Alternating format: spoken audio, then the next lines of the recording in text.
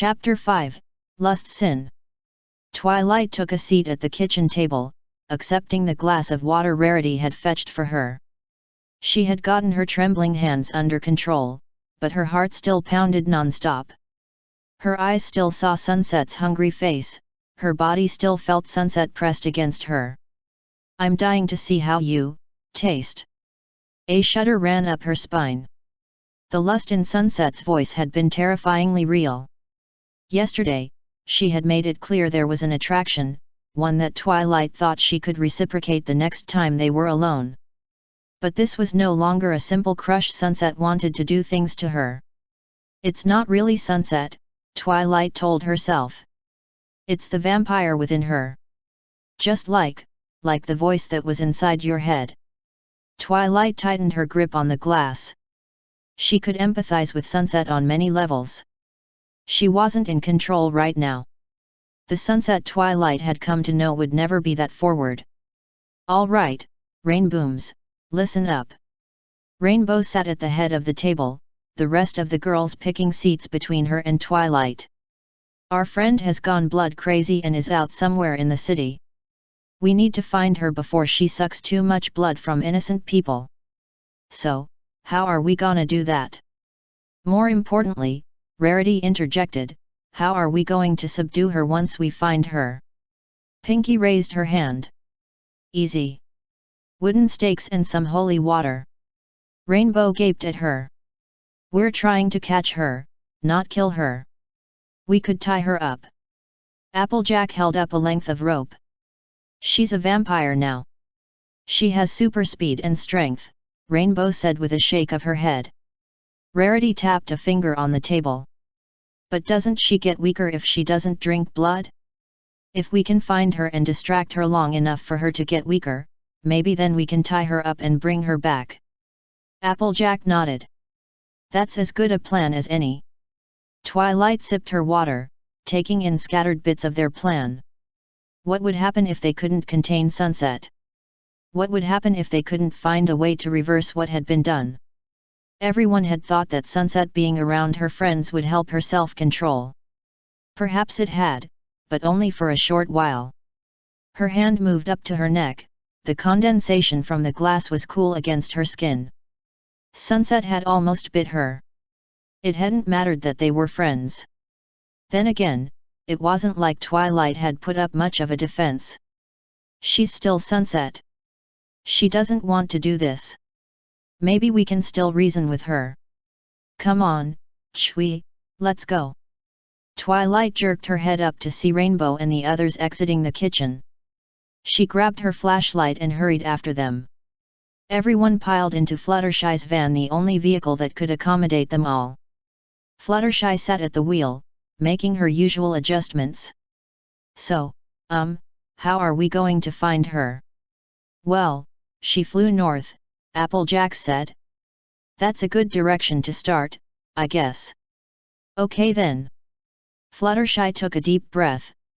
"Here we go." Rainbow looked over from the passenger seat. "Shy, you sure you don't want me, or anybody else to drive? This is kind of an emergency, and no offense, but..."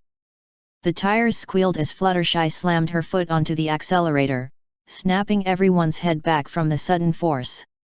The van peeled off the driveway and roared down the street, swinging a perfect left at the first turn. All the while, Fluttershy kept a perfectly straight face, the only change was the determination in her eyes. "Okay then." Rainbow dug her nails into the sides of her seat. "I'm just gonna shut up now." Twilight held onto her armrest like a life preserver. She was sure they were going at least 10 miles over the speed limit. She looked outside, seeing buildings flicker by, their lights like shooting stars. This was already feeling like a wild goose chase. Sunset could fly, meaning she could be anywhere at the moment. How did they expect to find her like this? "Fluttershy, sweetheart," Rarity said from behind the driver's seat. "I appreciate your enthusiasm, but could you slow down just a teensy bit so we can keep an eye out for Sunset? And so we don't get pulled over." "Oh, right." Fluttershy smiled sheepishly as she eased her foot off the pedal. There was a collective sigh of relief as the van came under the speed limit. Twilight's stomach caught up to her and did a few cartwheels. She rolled down the windows, letting the breeze carry her nausea away. Rainbow also rolled her window down and stuck her head out. So, how are we supposed to find her now? Pinkie shoved her face past Twilight's and shouted, "Here, Sunpire." She whistled a few times. "Come here, girl." Twilight face-palmed. "She isn't a dog, Pinkie. And why are you calling her Sunpire?" "Because she's sunset and a vampire." Sunpire. Get it? No. Rarity snapped her fingers. "Girls, focus." She leaned out her window, squinting her eyes against the wind. "Rainbow has a point, how are we going to find her? She could have changed directions for all we know." "We're just going to have to do it the hard way," Applejack said. "Better we at least try to stop her from hoodin' folks than just ignoring it till sunup." They entered the busier part of Canterlot's suburbs, where teens and young adults were out enjoying their Friday night. Restaurant and store lights lit up the streets, casting a glare against Twilight's glasses. "I don't think she's around here, girls. There's too many people clustered together, and it's pretty bright. From the way she reacted when you shone the flashlights on her, even artificial light can be damaging." Applejack tipped her hat. "Good point, Chui. Maybe we're going about this the wrong way. Think, girls, if you were a vampire, where would you go to get a meal?" Twilight shot her hand into the air, then quickly lowered it, smiling sheepishly. "Well, a hospital or blood bank would be pretty hard to break into. But that's a big possibility. Other than that, I'd wait in dark places where I could catch people one at a time." Rainbow twisted back in her seat. "All right, so what's the shadiest part of town?" "The Hollow Shades neighborhoods," Rarity said immediately. She looked at the odd stares everyone gave her and shrugged. "What, I have clients from all over. One has to know their market." "All right, Fluttershy, Hollow Shades, chop, chop," Rainbow directed. Fluttershy took a shuddering breath, then busted a U-turn at the next intersection. Her foot slammed on the accelerator again, and everyone was tossed back in their seats. Twilight's stomach flew away again. She was sure she preferred Sunset's motorcycle over this. Asterisk.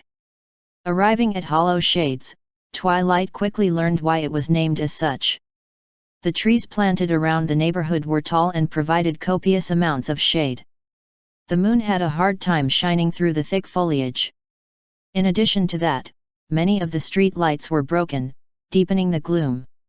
They parked under one of the few working lamps.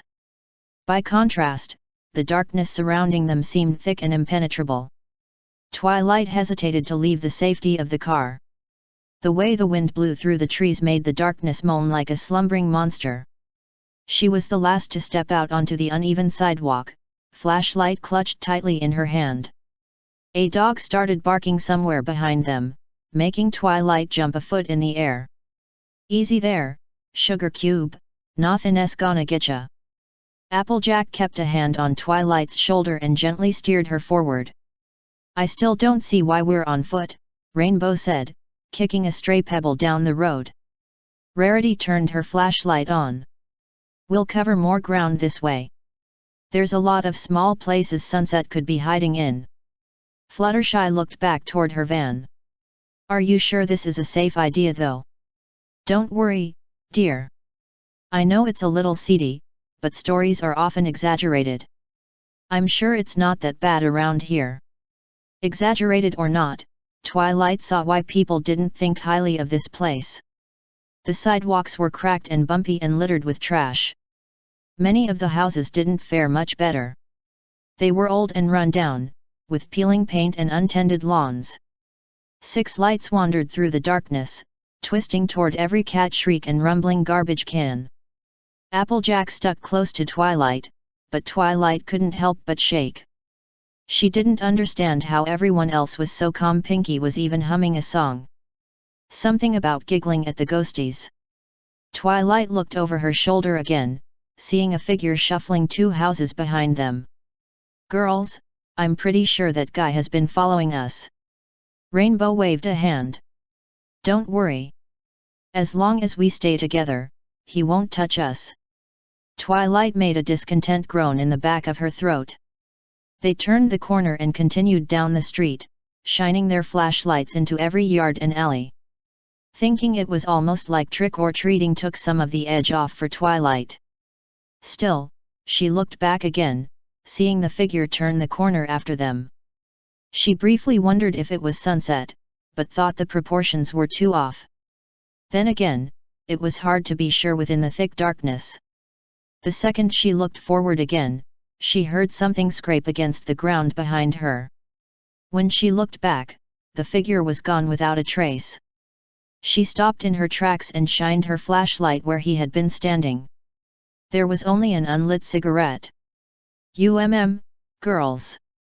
Twilight's voice trembled. He's gone. Good, Rainbow said, still walking forward. A muffled cry for help came from around the corner, prompting everyone to spin around and follow after Twilight. They rounded the corner and stopped at the narrow space between 2 houses. From within the shadows, they could hear a few weak moans before something dropped to the ground.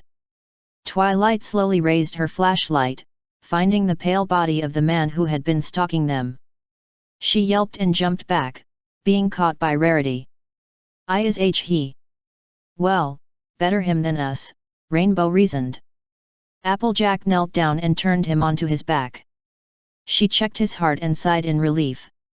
He's still alive. Guess Sunset didn't get too far. Twilight shined her flashlight deeper into the alley, finding it empty. She lifted it to the rooftops and gasped when it passed over a crouching shadow.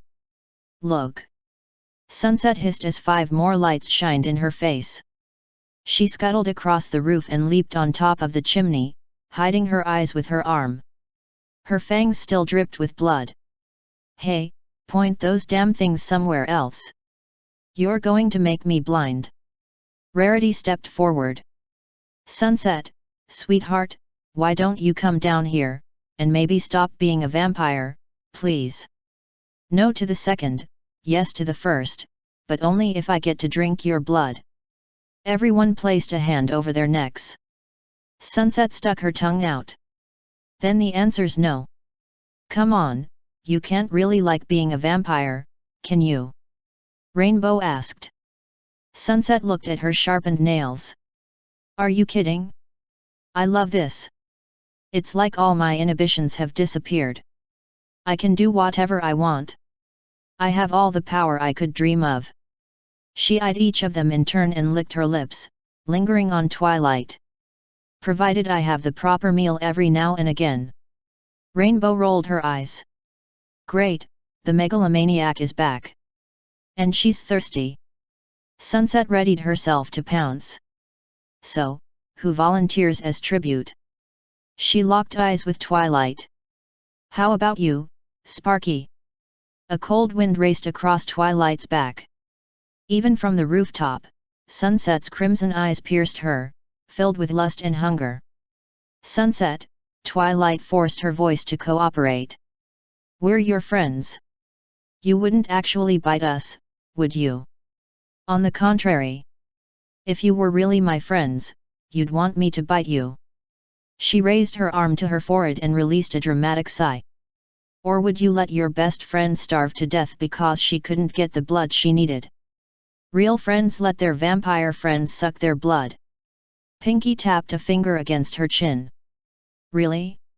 I don't think that's in the friend code. I'd think of them more as guidelines. Applejack stomped her foot. Forget it, Sunset, you're not bitten any of us. Sunset relaxed her shoulders and sighed. Fine. Guess I'll just have to go feed somewhere else. She gave them a sharp grin. See ya. Before any of them could protest, she was in the air, zipping away at tremendous speeds. Nice job, A.J., Rainbow said, poking Applejack in the shoulder. Oh, like you were doing much better. Rarity stepped between them. This is no time for assigning blame. We need to stop Sunset before she hurts someone else. How? Fluttershy asked hopelessly. She's a vampire, and we're, well, not. Twilight briefly traced Sunset's flight pattern, following it southeast. She sighed and brought her attention back to her surroundings, finding Pinky with her eyes squeezed shut, biting her lower lip, and her fists tightly clenched. Twilight took a step back. What are you doing? I'm trying to pony up, Pinky said in a strained voice. Rainbow face-palmed.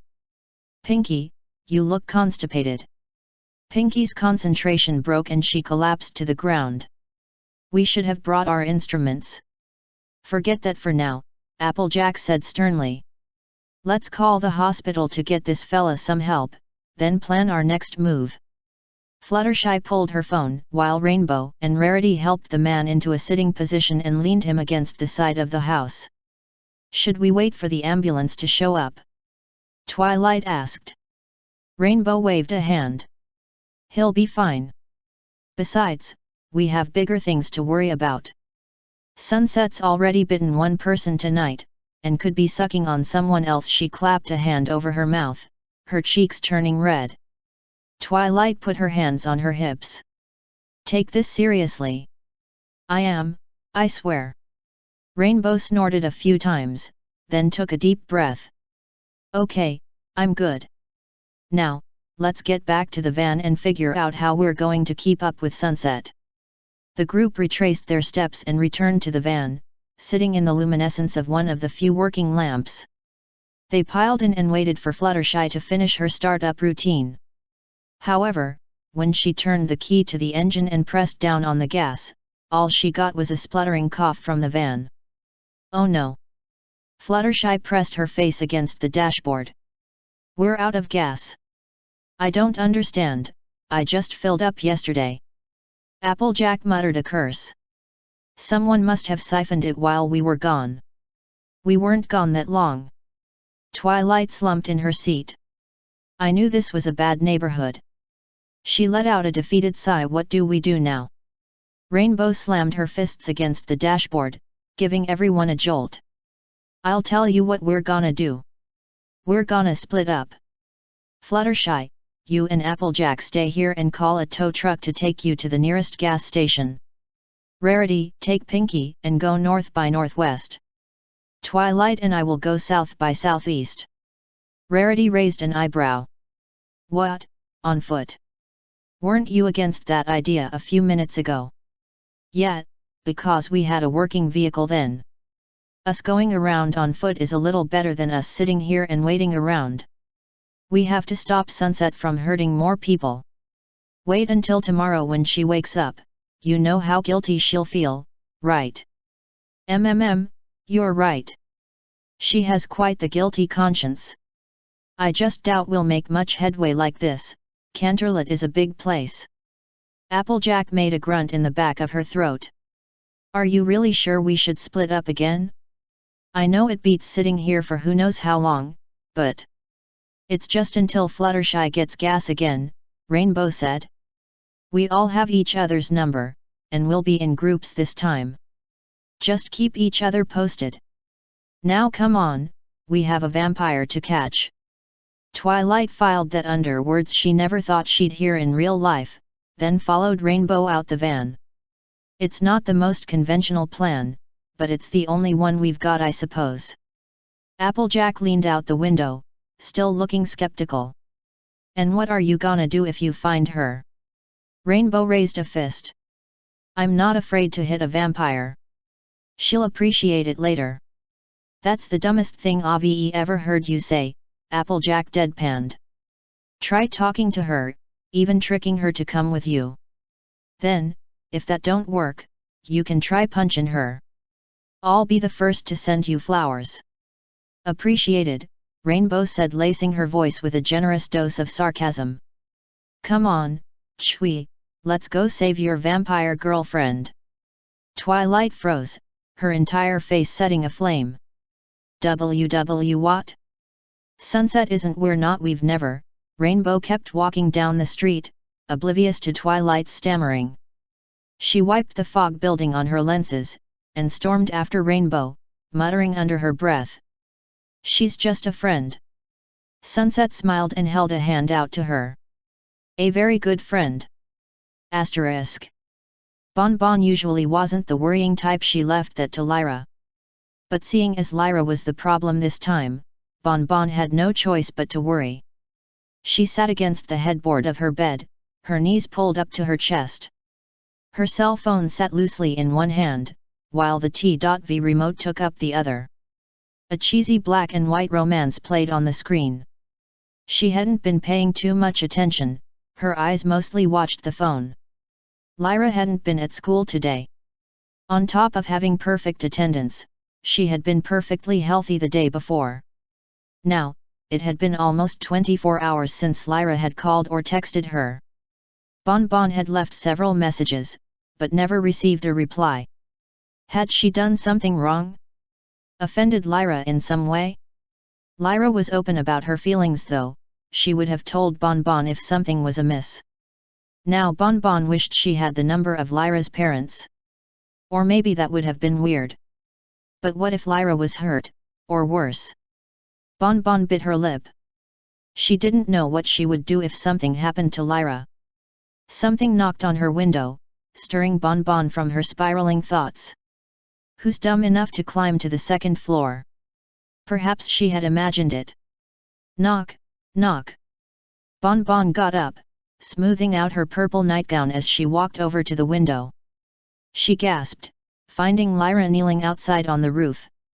Bonbon threw the window open at once. "Lyra heartstrings," she hissed, "do you have any idea how worried I've been? And why are you on my roof?" Lyra gave her a sharp grin. Her teeth seemed pointier than usual. "Sorry I made you worry, bestie. I had a really bad sick day today. May I come in?" Bonbon stepped back and pointed Lyra in, still cross. Lyra jumped inside and landed on the bed, bouncing a few times before facing Bonbon again. This time, Bonbon was sure she wasn't imagining it. Lyra's eyes were very red. "Sweetie, how sick were you? You still look pale, and your eyes are bloodshot." Lyra waved a hand. "Don't worry, I'm feeling better. Though, I am just a little thirsty." She showed off her sharp incisors again. "Would you like something to drink?" "In a minute." Lyra patted the space next to her. "Sit with me." Bonbon listened, her eyes lingering on Lyra's fangs. "So, what's with the Halloween teeth?" "Oh, these? They're real." She pretended to bite down on something. "I'm a vampire now." "You're what?" Bonbon deadpanned. Lyra shrugged. "Yeah, I don't know what happened. I woke up this morning feeling pretty crappy, then later on, I was, like, super thirsty. Then I could smell blood and run super fast and glide through the air. It was pretty cool. I've already bitten, like, 3 people tonight." Bonbon gaped at her. The knowledge that Lyra was a vampire and the casual way she presented it left her head spinning. She gave it a firm shake and narrowed her eyes. "Are you playing some sort of trick on me?" Lyra stuck her lower lip out. "Bonnie, you know I'd never lie about something like this. Here, I'll show you." She got up and leaped out the window, ignoring Bonbon's frightened cry. "Lyra!" Bonbon ran to the windowsill, finding Lyra hovering in midair just outside her reach. "Wah! See, I told you." Lyra grinned and floated back inside, sitting on the bed again. "Believe me now." Bonbon crashed down next to her. Yeah, I think I believe you."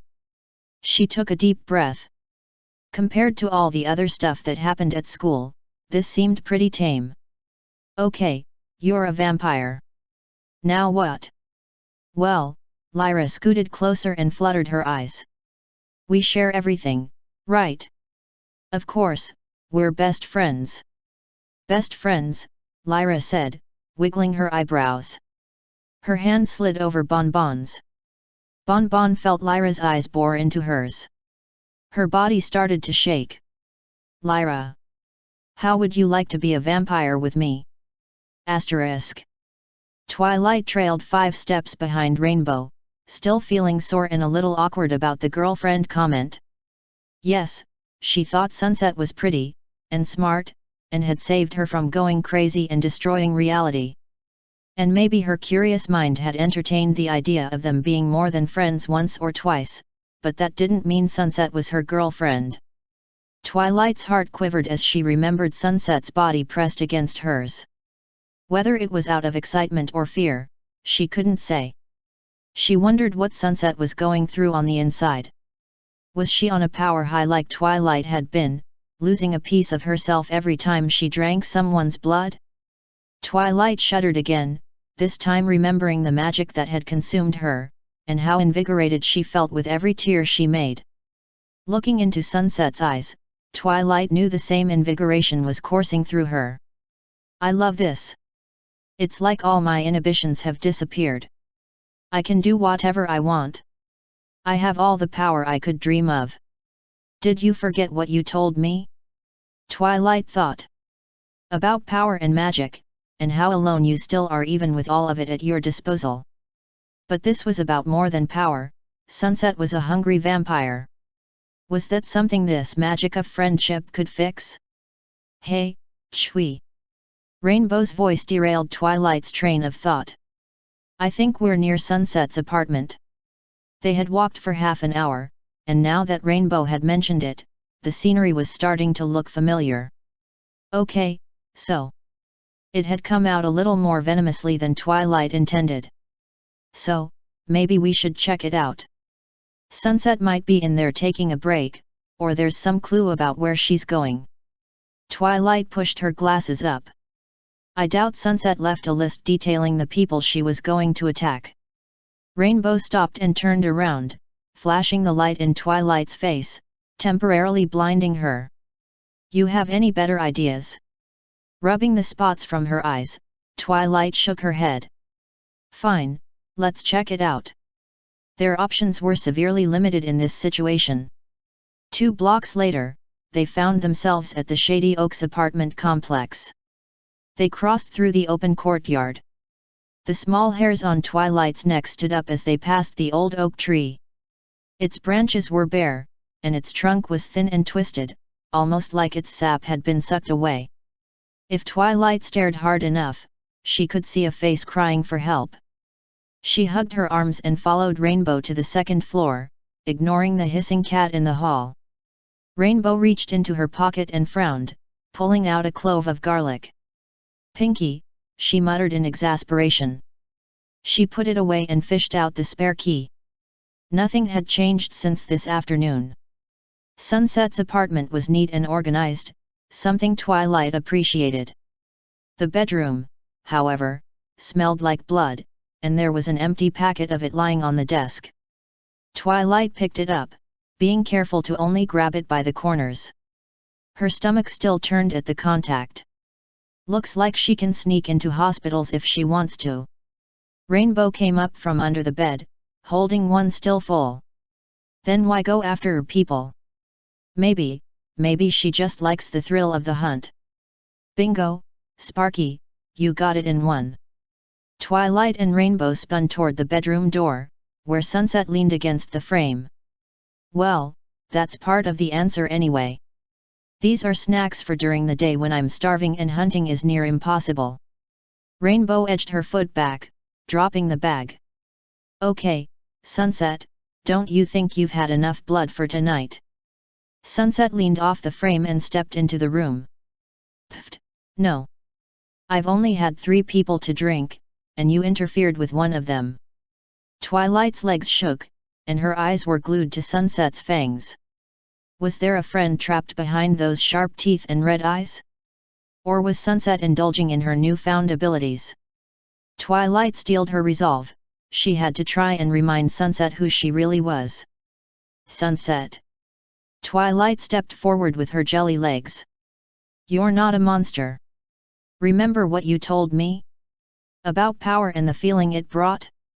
It isn't worth it, you said so yourself. You've already been here, remember? Rainbow jumped in. She's right. You want another raging she-demon incident? Sunset frowned. Well, when you put it like that, she shook her head. This isn't about power, although being a vampire comes with so many advantages. This is about my hunger, my thirst. I need to feed, end of story. So nice sentiments, but I'ma drink your blood now. Rainbow backed up again, hitting the bed. Come on, Sunset, we're friends. Great. So there'll be no hard feelings afterward, right? All right, that's it. Rainbow made a fist.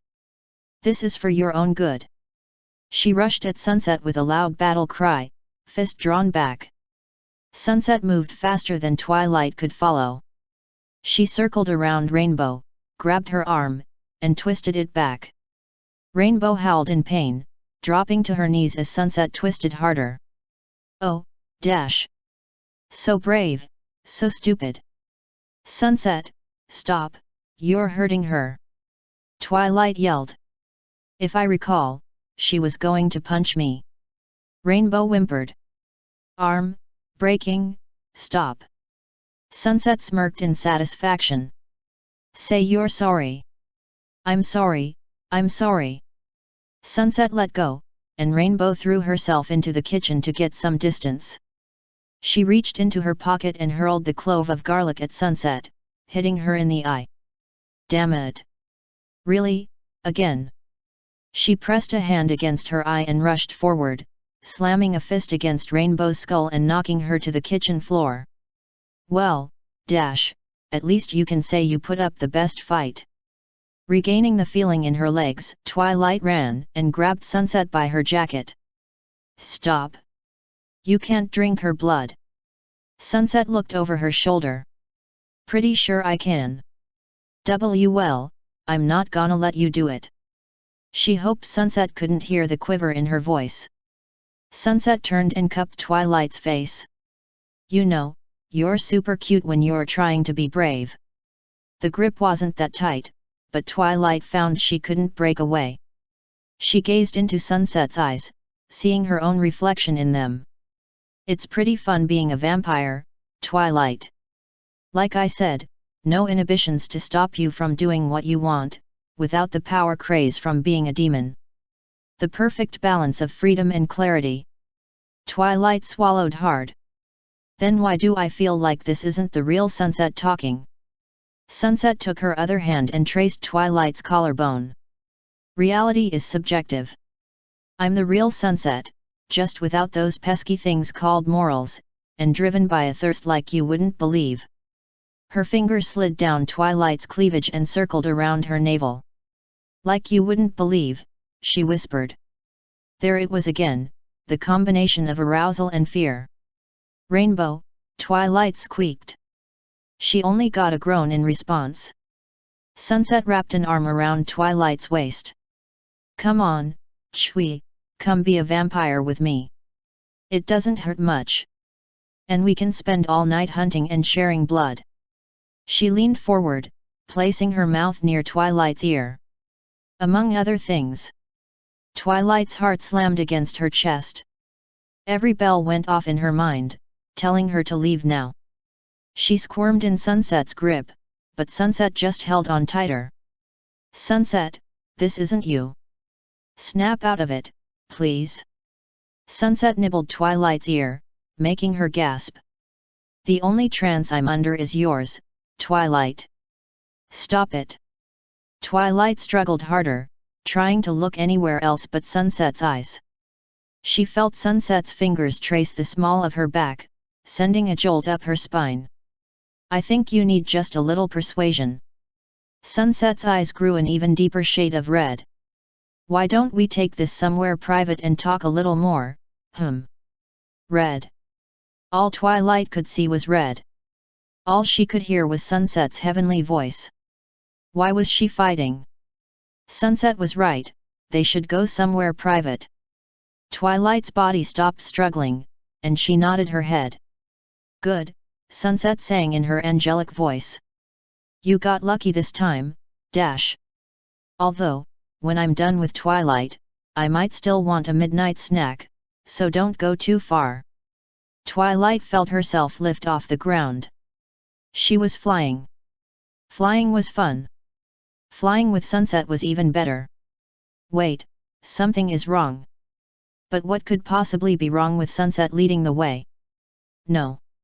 Sunset is doing something wrong. Why can't I move? Everything would be fine as long as Sunset was in charge. This is like when the magic. They had landed. Twilight could smell leaves and damp earth. Her back was pressed against something hard and rough, probably a tree. Her vision occasionally flickered, and she could see Sunset smiling at her. You don't know how bad I want you, Twilight. It's just too bad I had to trance you. Sunset's finger ran down Twilight's cheek. Just a little longer. Just until I have a little taste of you. I want you to be conscious during our first time. First time? No, no, no. A set of fangs sank deep into Twilight's neck, locking her entire body up. She felt her blood being drained away, yet her heart was still pounding. Stop, this is wrong. A cold hand slipped up her shirt and grabbed her breast, while another tugged at her skirt. The red fog cleared, and even though a new haze was clouding her mind, Twilight still knew what was happening. She moved her arms to repel Sunset, but couldn't find the strength to push. Sunset responded by pressing further into Twilight, moaning as she sucked more of her blood. Twilight gasped, her body coming out of its initial shock. Sunset's hands were still working their way across her body, sending shocks of pleasure across her skin. No. A burst of adrenaline tore through Twilight. Before her skirt could slip any further, she used all her strength to bring her knee forward, slamming it into Sunset's abdomen. Sunset's fangs ripped from Twilight's neck and she staggered back, leaving Twilight to fall forward onto the forest floor. The only sound between them was their heavy panting. Twilight's vision swam, and her body felt weak, but she pushed herself up into a sitting position, keeping one hand on the bite mark Sunset had left. Sunset stood hunched over, her hair in front of her face. She didn't move, she just continued to breathe heavily. Twilight watched her carefully, struggling to get to her feet. Her body refused to manage it, just sitting up was proving to be a challenge. A small sob reached Twilight's ears. She inhaled sharply as Sunset lifted her head, revealing one teal eye contrasting with her crimson one. "I'm so sorry," she whispered. She sped off deeper into the forest, leaving Twilight alone and confused. Asterisk. Chapter 6, Pinky Van Helsing. Twilight used the tree to push herself upwards. Vertigo struck her immediately, and she collapsed onto the ground again. She rested her head against the trunk and closed her eyes. Her breath came out labored and her head continued to swim. Help! Her fatigued mind managed to pass that single thought through the rest of her body. Twilight reached a hand into her pocket and fumbled around until her cell phone slipped out. She opened her eyes, seeing only darkness, and groped around the grass for it. Her hand brushed over something wet and sticky. Pulling it close enough so she could see, Twilight found a smear of blood across her palm. As she stared at it, her thoughts snapped together, her brain slowly building up to its regular performance. Sunset bit me, she tried to. Twilight moved her hand down to her chest, then continued to the hem of her skirt. Nausea. Fear. Betrayal. Above all, sadness. Twilight pulled her legs in and rested her head on her knees, tears falling from her eyes. Her best friend had almost taken advantage of her.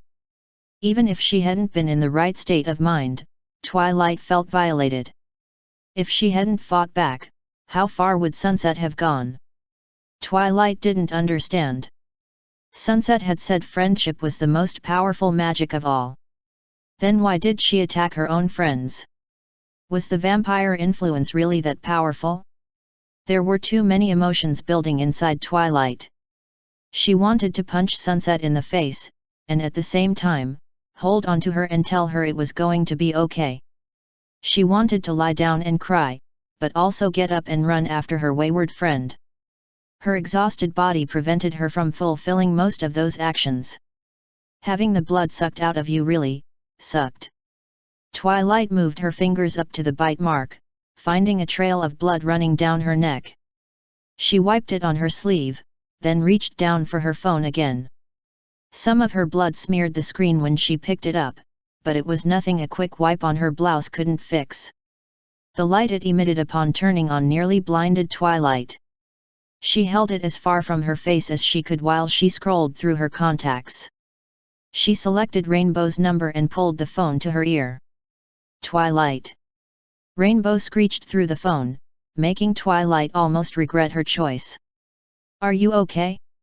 Where are you? The words stopped before they could fully form. She wasn't okay, she was far from okay. But how did she tell her friends that? She couldn't.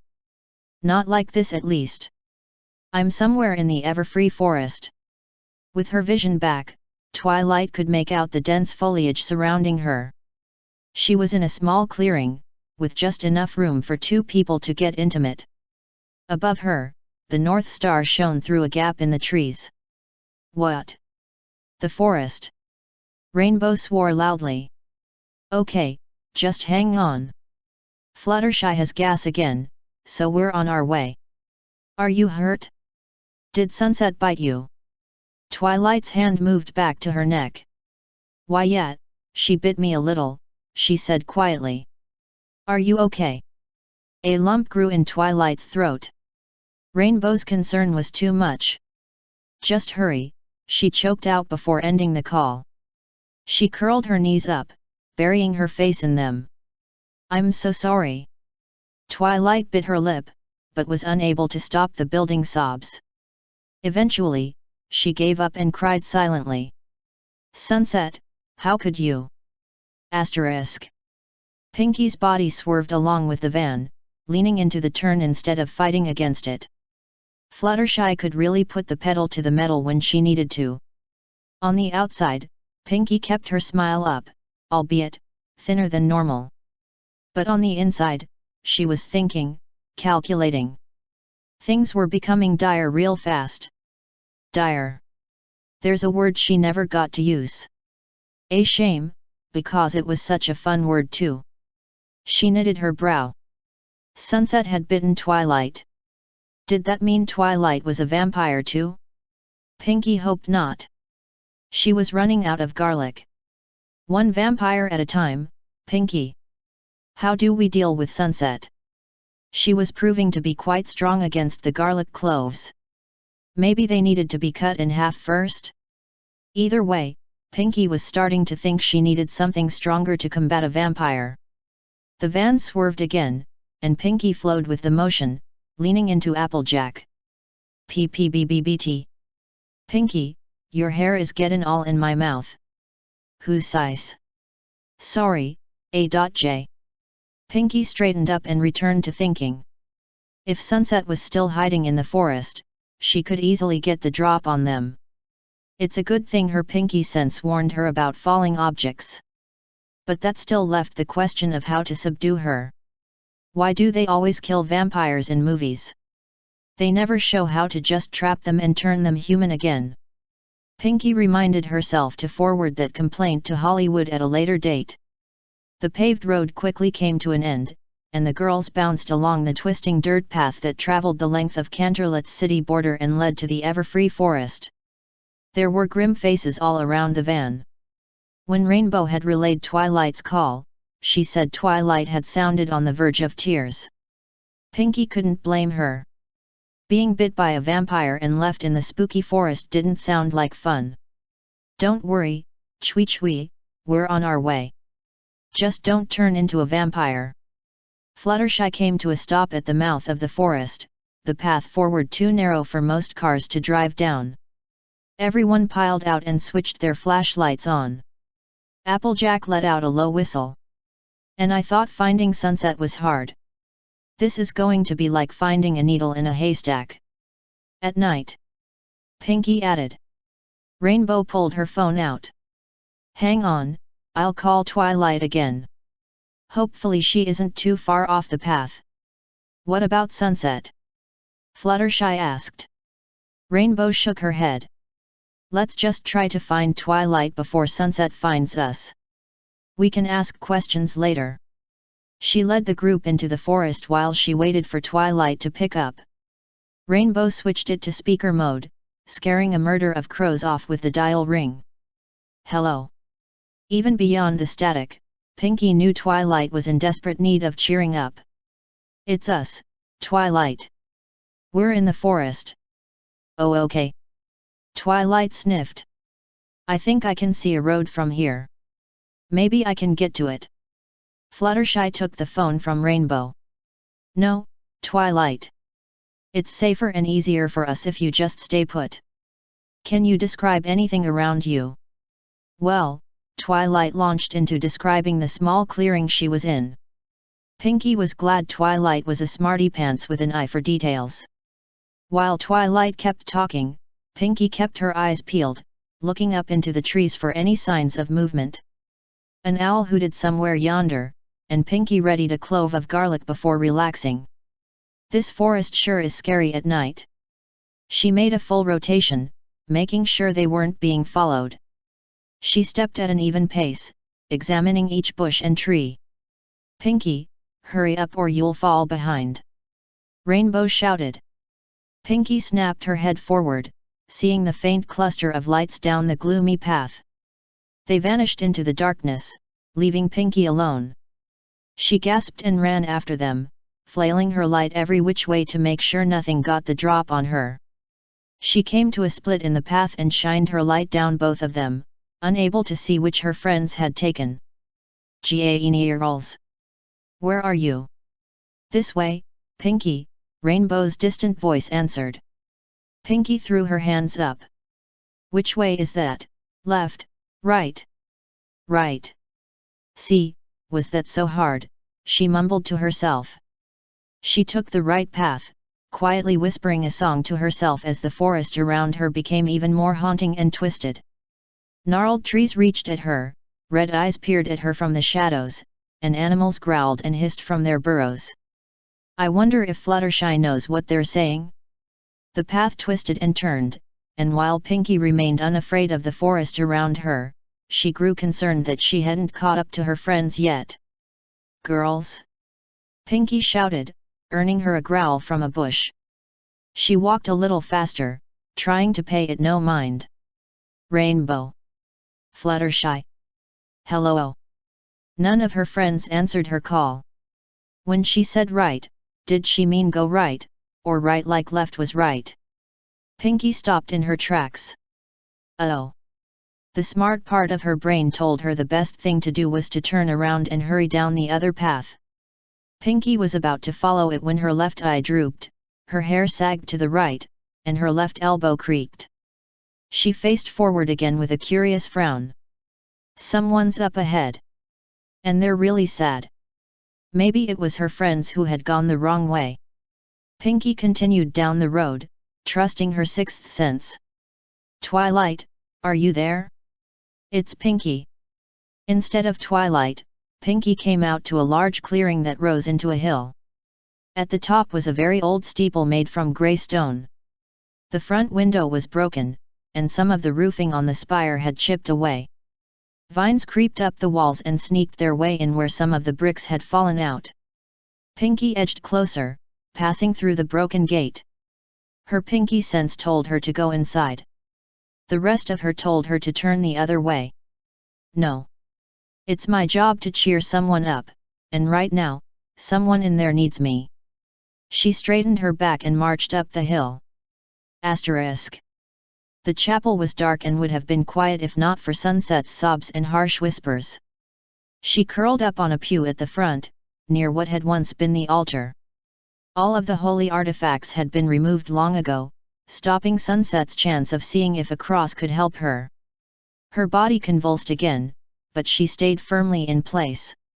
No matter how thirsty she got, she refused to go out again. She would starve, end of story. I need to feed. It's in my nature. No, it's not. I'm not drinking any more blood tonight. The red haze blurred her vision, and Sunset bolted upright, hissing to herself.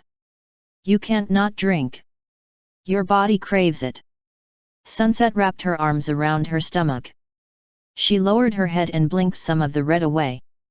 My body craves a lot of things. That doesn't mean it gets to have it. She shuddered again, then snapped her head up. You're still mad about Twilight? I don't get it.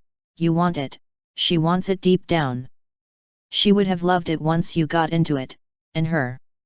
Sunset's hiss bounced off the walls. What you did, what I almost did is inexcusable. She's one of my best friends and I. Sunset cupped a hand over her mouth.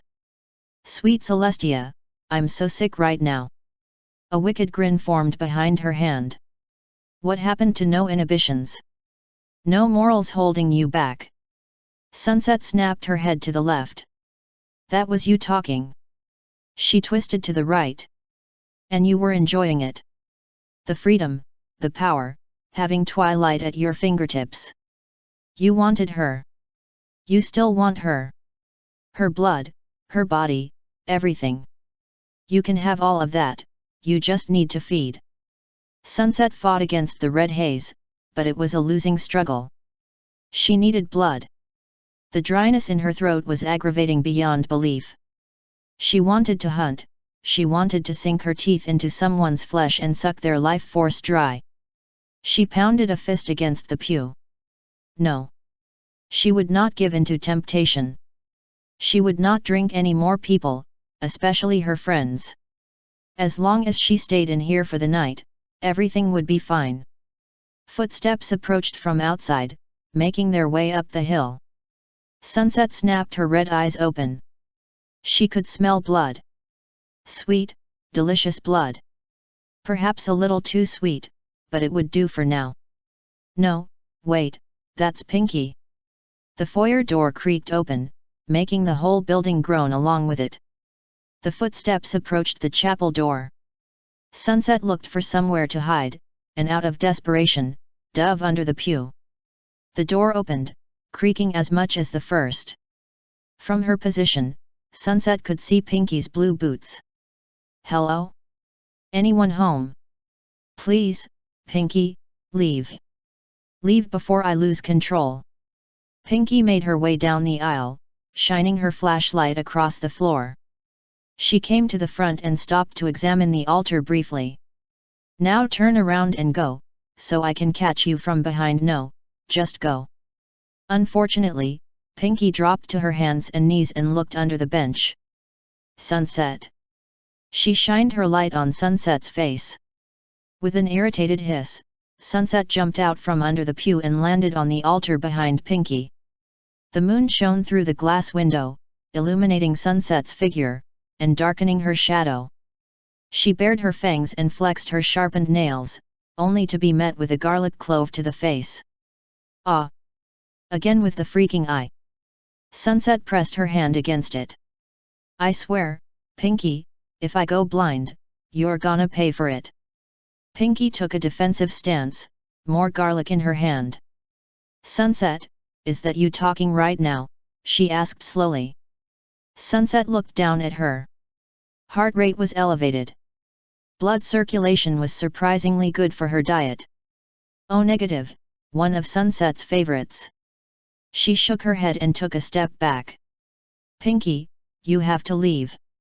Pinky lowered her throwing arm. But you need help. The best way you can help me is by not being near me right now, Sunset urged. She turned her back to Pinky. I already heard Twilight tonight. Yeah, the girls are trying to find her right now. Pinky's upbeat voice softened. Did you turn her into a vampire? No, but I was going to.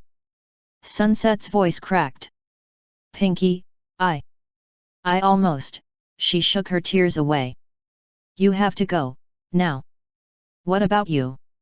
Sunset clenched her fists, digging her nails into her palm. If you don't go, I'm going to drink your blood.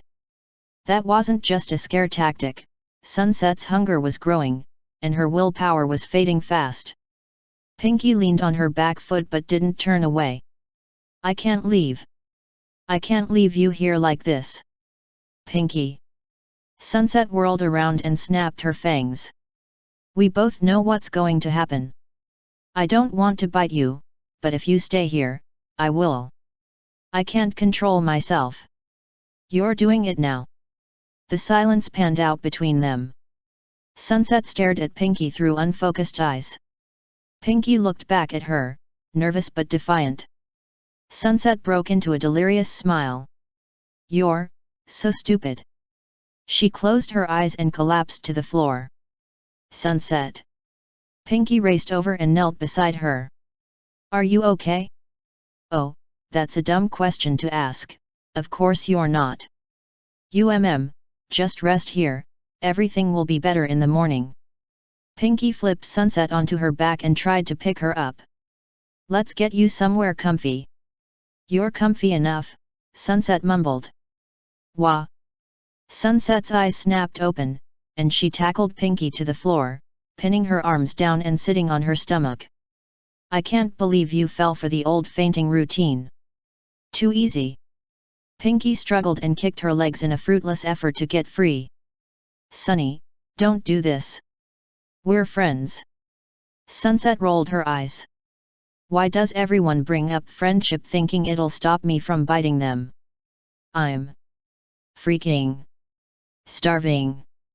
Seriously, I value our friendship, Pinky, but survival comes first. That, and honestly, I'm having too good of a time. But. She didn't get to finish. Sunset bore down on Pinky's neck, puncturing her skin to let the blood flow like milk. Sunset took one sip and stopped, her eyes shrinking to pinpricks. Big. She reared up and jumped off Pinky, rubbing her tongue against her jacket. Too sweet. Why too sweet? It was worse than concentrated sugar, it had practically burned Sunset's throat on the way down. Is candy really the only thing you eat? Pinky rolled backwards and leaped to her feet. No, just 90% of it. She rubbed her bite mark. Oh ow! Sunset, that hurt. Well, now you know how my throat feels. Sunset blew a raspberry to get the rest of the taste out of her mouth. Okay, so, no drinking your blood. Woohoo! I'm just going to turn you into a mindless servant instead. Ah! Sunset flew at Pinky, hands outstretched. Pinky ducked under her and spun around to give Sunset a shove before she got another grab in. Sunset moved with inhuman speed, however, and caught Pinky before she could get too far. With both her arms bound, Pinky responded by head-butting Sunset's face. Oh yeg! Sunset let go to grab her throbbing nose. Blood trickled onto her hand, and she looked at it with curious intent. She licked some of it, swishing in her mouth to get the full flavor. I don't taste half bad, she decided. Pinky, meanwhile, had made it to the side of the room and was running along the wall to get around to the door. Sunset flew over the rows of pews and landed in front of her. Pinky dove between the aisles as Sunset swung her hand. Under the pews, Pinky crawled forward, still trying to reach the door. Her position was exposed when Sunset lifted the bench and threw it across the room where it smashed into hundreds of pieces. Pinky sprung up, looked toward the splintered mess, then to Sunset, who casually strolled toward her. Pinky pouted, "That's not fair." "Well, if you want, I could turn you into a vampire so you could do it too." As tempting as that sounds, Pinky ran for the door again. She blinked, and skidded to a stop, finding Sunset in front of it. Sunset crossed her arms. "All you're doing, Pinky, is building up my appetite and delaying the inevitable." She watched Pinky run toward the wreckage of the pews and sighed. With one leap, she tackled Pinky from behind and pulled her to the floor, rolling over the splinters. Pinky landed on her back with Sunset pinning her shoulders. She jerked her arm up, and Sunset felt a sharp pain in her stomach. She rolled off Pinky and looked down, see a small splotch of red staining her blue blouse. In Pinky's hands was a jagged remnant of the pew. She pointed it at Sunset, hands trembling and eyes wet. Don't make me have to do it, Sonny. I'll aim for your heart next time. Sunset straightened up, wincing at the cut Pinky had made. You'd kill me, Pinky. Some myths say it might just paralyze you. I'm really hoping that's all it'll do. But I don't want to take that chance. So, just give up, please. Something stirred within Sunset's heart. Was it guilt? Sadness? Whatever it wasn't what she wanted right now. What she wanted was blood, and Pinky was going to help her get it, one way or another. Their eyes locked. It was going to drain Sunset of even more energy, but the payoff would be worth it. Her eyes burned a deeper shade of red, and after a second, Pinky's did as well. The makeshift stake dropped from her hand, and her mouth hung open a little. Yes, mistress, she droned. Sunset slid over to Pinky and wrapped a hand around her waist. Mistress, I like that. Well, my servant, here's what I want you to do for me. Asterisk. Twilight had cleaned her face up and done everything she could to look like she hadn't been crying while waiting for her friends to find her. Unfortunately, none of them had been fooled.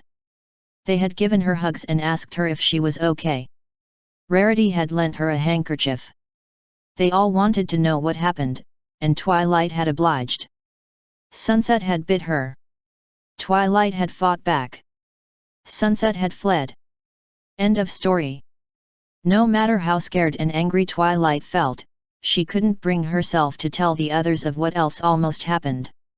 She couldn't condemn Sunset in the eyes of her friends like that. Applejack helped Twilight to her feet and allowed her to lean against her for support. We need to get you to the hospital. You're looking pretty pale. Twilight shook her head. I didn't lose that much blood. I just need to eat and lay down for the night. You sure, Sugar Cube? Why yet? Twilight felt the puncture marks in her neck. What was she going to tell the doctors anyway? She had been attacked by her vampire friend. The rest of the school would believe it, but she wasn't sure if professionals in the medical field were ready to buy into magic. Her friends gave her a dubious look, to which she flashed what she hoped was a convincing smile. She didn't want any more attention or questions, she just wanted a snack and a bed. Rainbow held her hands up. If that's what you want, fine. She turned around. Where the heck is Pinky?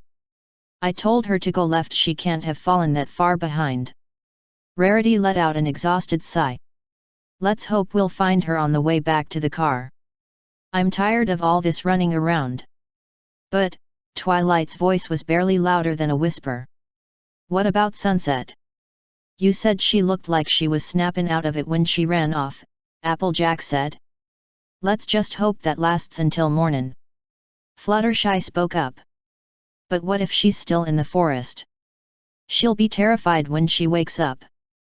Rainbow started back toward the main road. Sunset's a tough girl with freaky vampire powers among other things. I think she can handle herself for one day.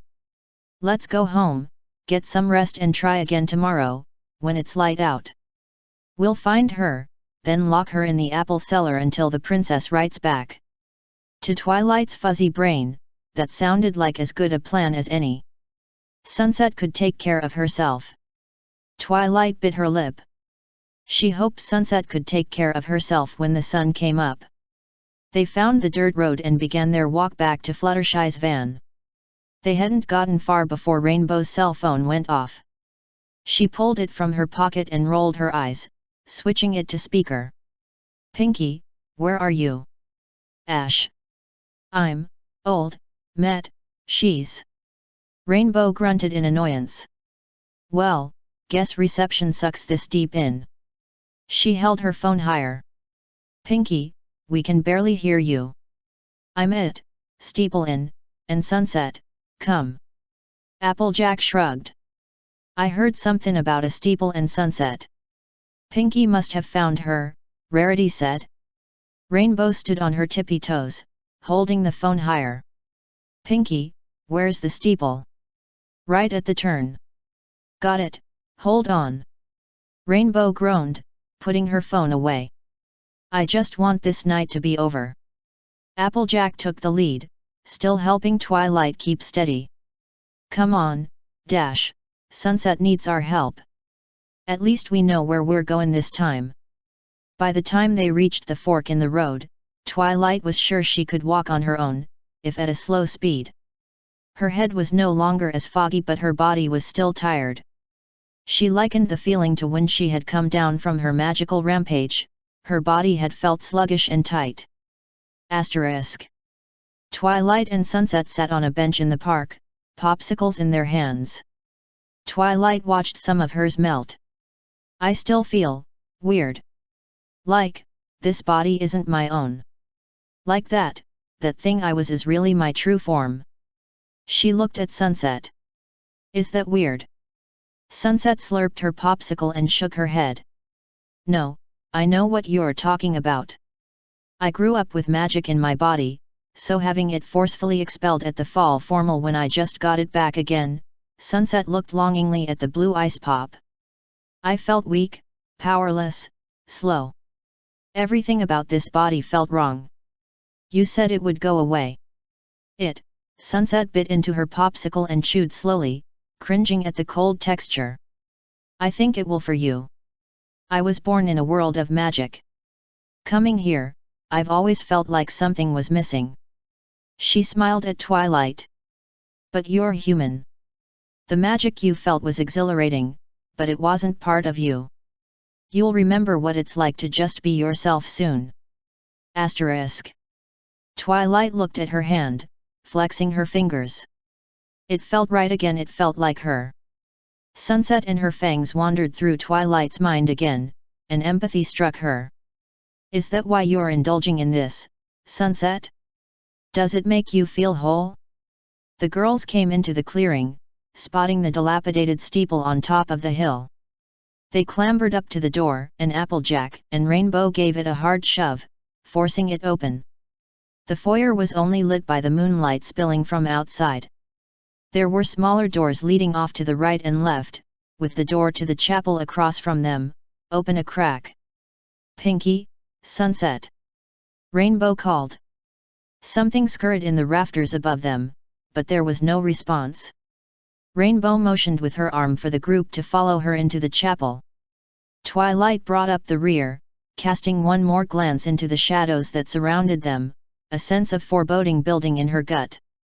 The chapel was almost as dark as the foyer. It had a few thick candles and a candelabra lit near the altar, but nothing else. Twilight spotted the pile of broken pews and stopped halfway through the door. Girls, I think this might be a hoof. She was shoved into the room and landed face first on the floor. Whipping around, Twilight saw Pinky dragging the door shut. Bye-bye, she said cheerfully, a red glint in her eyes. The door slammed shut and locked. Rainbow stared dumbfounded at the door. What? The rafters creaked, and everyone looked up to see Sunset crouched on a wooden beam. She put on a sinister smile. Oh good, dinner's here. Rarity took a step back, though she had nowhere to go with the door locked. Sunset, think about this very carefully. Do you really want to bite us? You're best friends. Yes. Rarity slumped her shoulders. Not the answer I had hoped for. You already bit Twilight. Rainbow yelled. Isn't that enough for you? Sunset twisted a lock of her hair. Twilight and I didn't exactly get to finish, did we, Chui? Twilight got up and backed away, hiding behind Rainbow and Rarity. Sunset, please stop. Sunset, Applejack said, taking a step closer, we're your friends, and... You... Sunset groaned, clapping her hands over her ears. Enough already. I'm so sick of all of you playing the friend card. Maybe it's just because I'm starving, but it's more annoying than usual. She stood up and glared down at them. Now, here's how this is going to work, you're all going to line up in a nice orderly fashion, and I'm going to drink all of you one by one. If you behave yourselves, I might even make you vampires too, so you can join me in my fun." Rainbow clenched her fists. "Not gonna happen." "Funny, I don't remember asking for opinions." Sunset clapped her hands. "Come on now, line up like good little blood bags.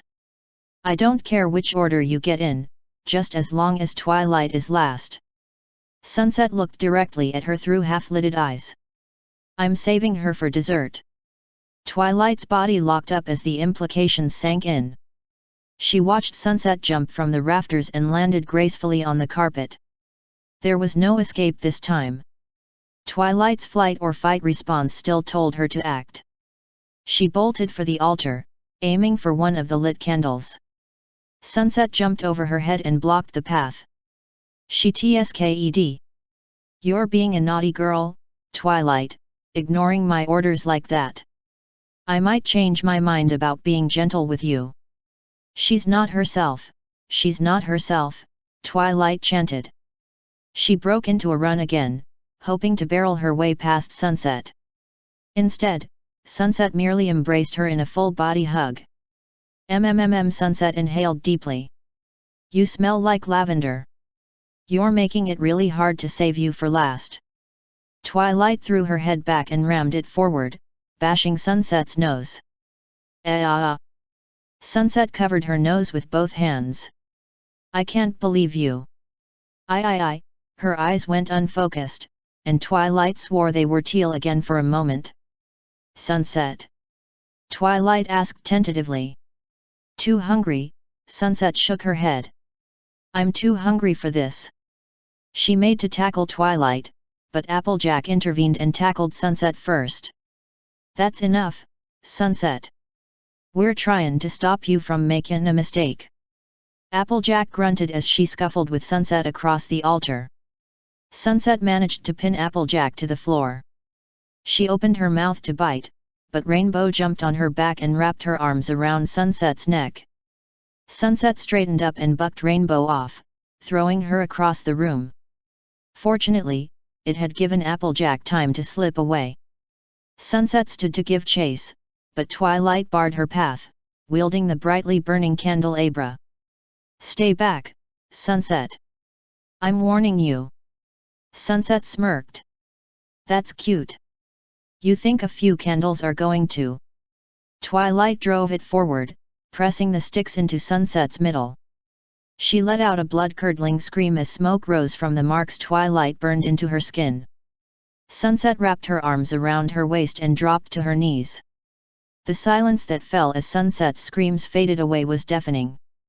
Twilight stared at her trembling hands, still processing what she had just done. She stepped back, watching the candelabra fall to the floor before resting her eyes on Sunset's motionless form, unable to keep her eyes away from the ugly black, singed flesh exposed through the hole in her shirt. "I deserved that," Sunset managed to get out before she fainted, her eyes turning to blue just before they closed. ***. Chapter 7, The Best Laid Plans of Vampires and Rainbooms. Sunset closed the door to the music room, her guitar slung over her back. It was nice to get some solo practice in from time to time. She walked down the empty corridor to the back entrance, humming Friendship Through the Ages, a bounce in her step. Almost everyone else had gone home over an hour ago. Walking past the gym, she could hear the basketball team practicing inside. Beyond that, the hallways were vacant and ghostly. She stepped out into the stadium, the renovations for the Friendship Games having been removed a week prior. She kept pace along the perimeter to cut to the parking lot, but stopped when a muffled sobbing reached her ears. Sunset backtracked to the bleachers, following the hushed cries. She slipped underneath them, brushing a cobweb away and keeping her head down.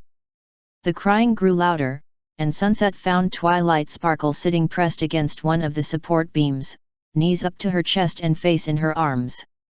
"Hey, Chui, what's wrong?" Sunset knelt down and put a hand on Twilight's shoulder. She jumped and hiccuped. "Oh, hi, Sun Heek set. I was just bawling your eyes out. Sunset reached into her bag and pulled out some tissue.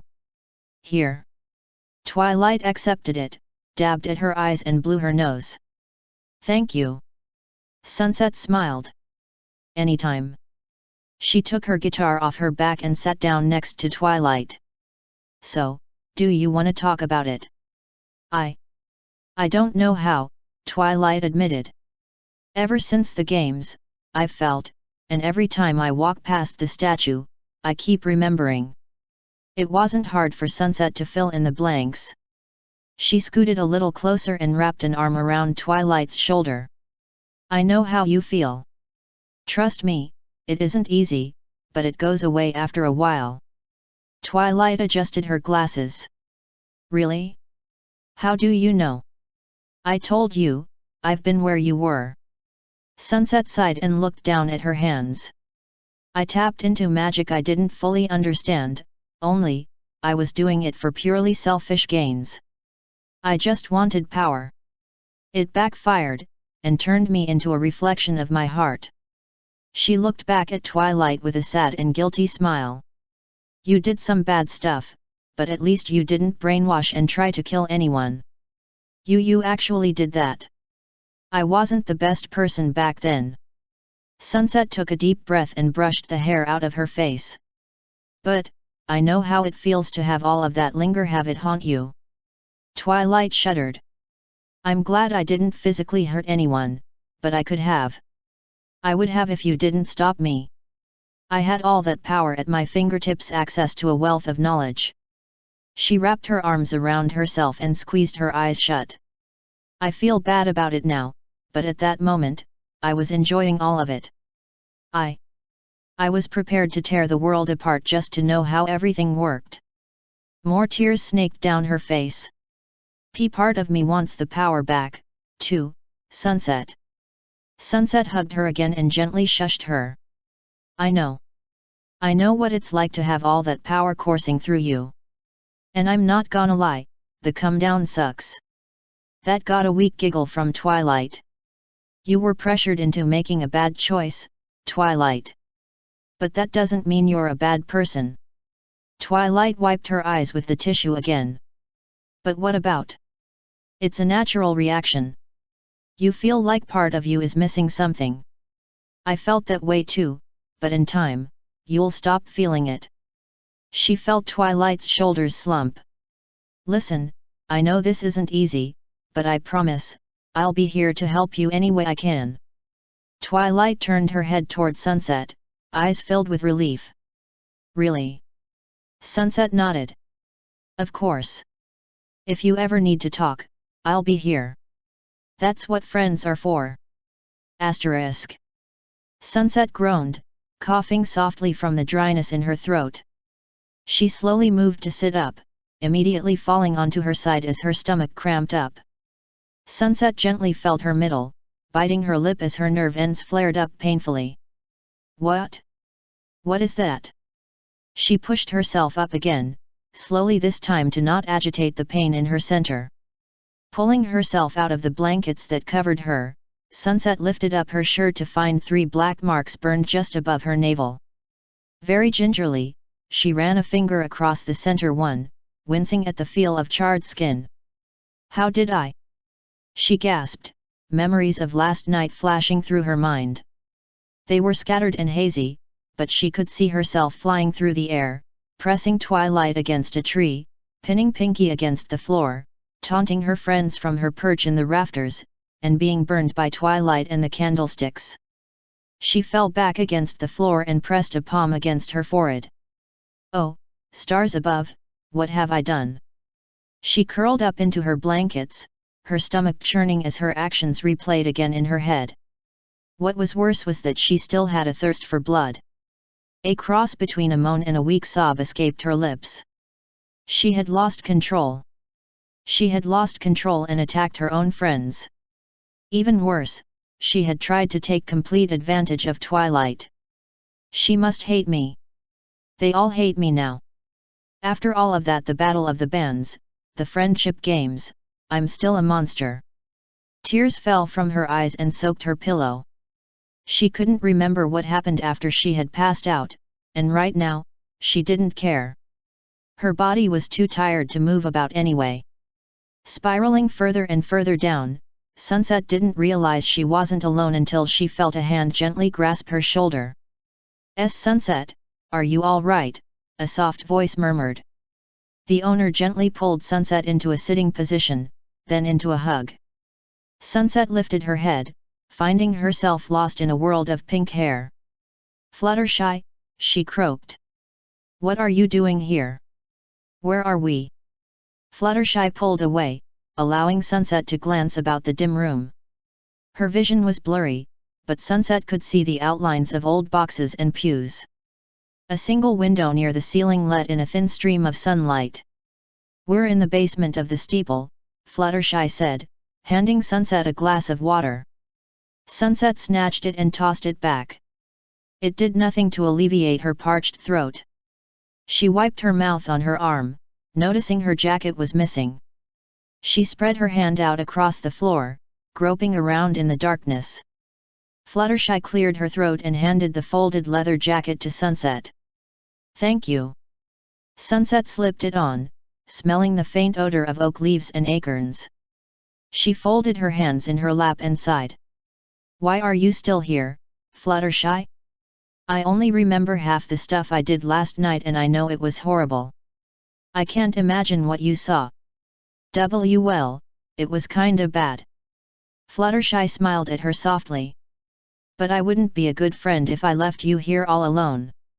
These last couple of nights have been really scary, but we're not going to give up until we figure out a way to cure you.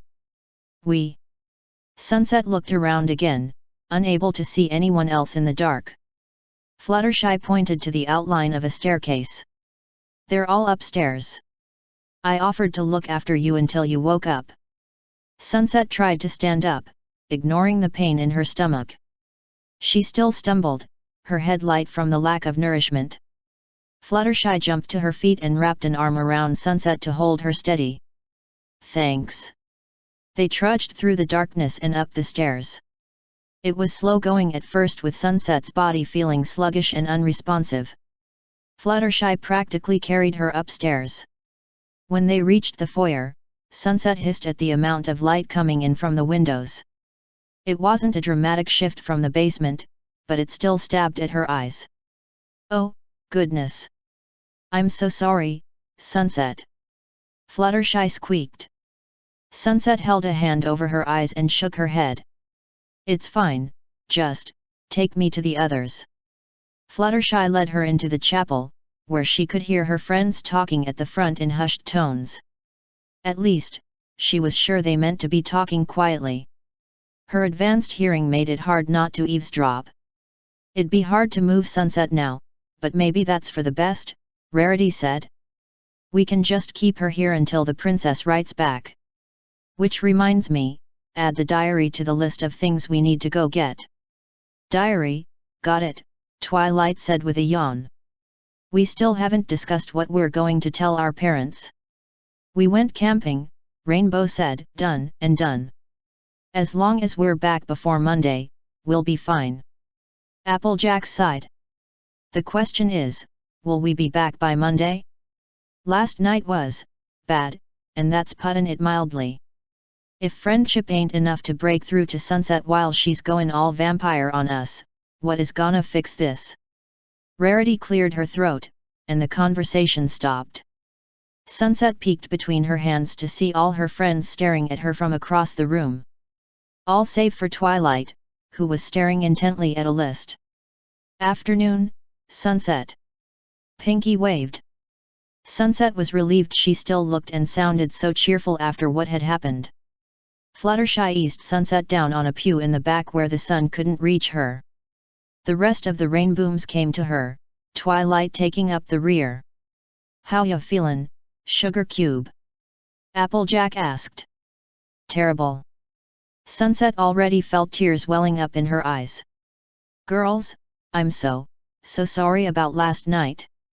I know it's a sucky excuse, but I couldn't control myself. I was hungry and I felt so strong and free and I Rarity knelt down and pressed a finger against Sunset's lips. We know this isn't your fault, Sunset. Please don't beat yourself up over this. Sunset looked off to the side. But it is my fault.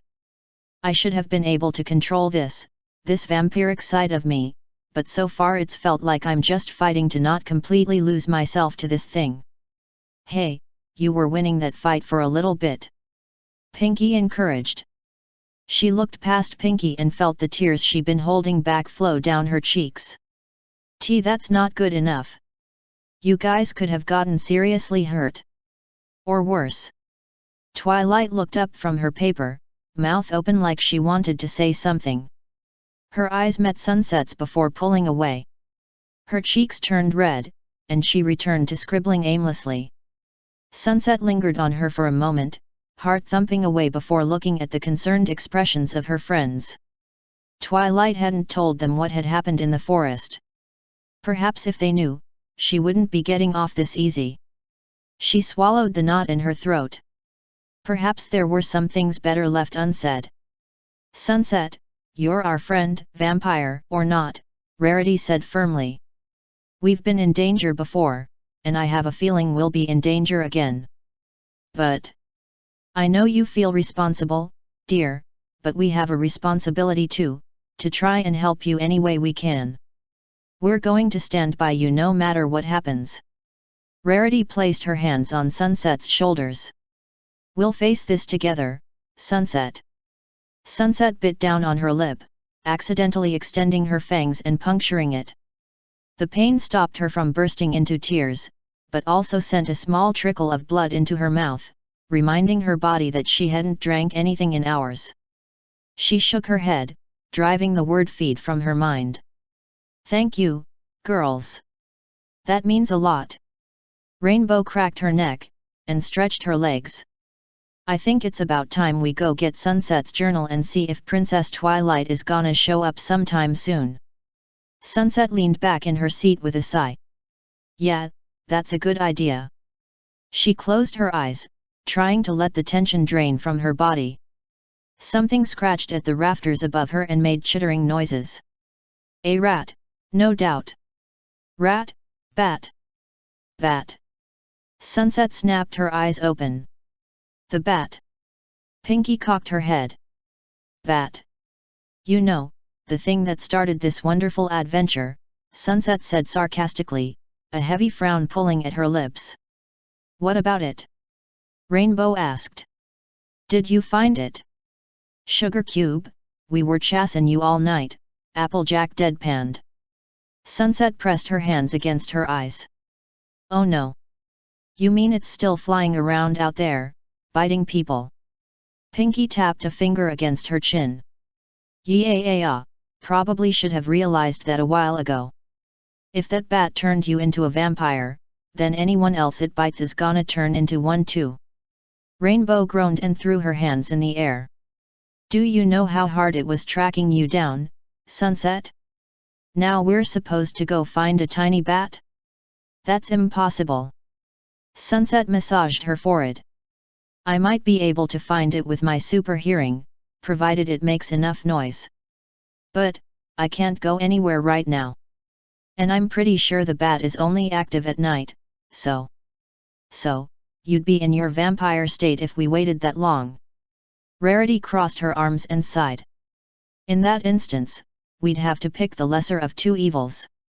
I can't even guarantee I'd be willing to go find it when I'm like that. Well, Twilight said, raising her hand into the air. She kept her eyes downcast. Maybe we could lure the bat to us? Set up a trap of some sort. What kind of trap?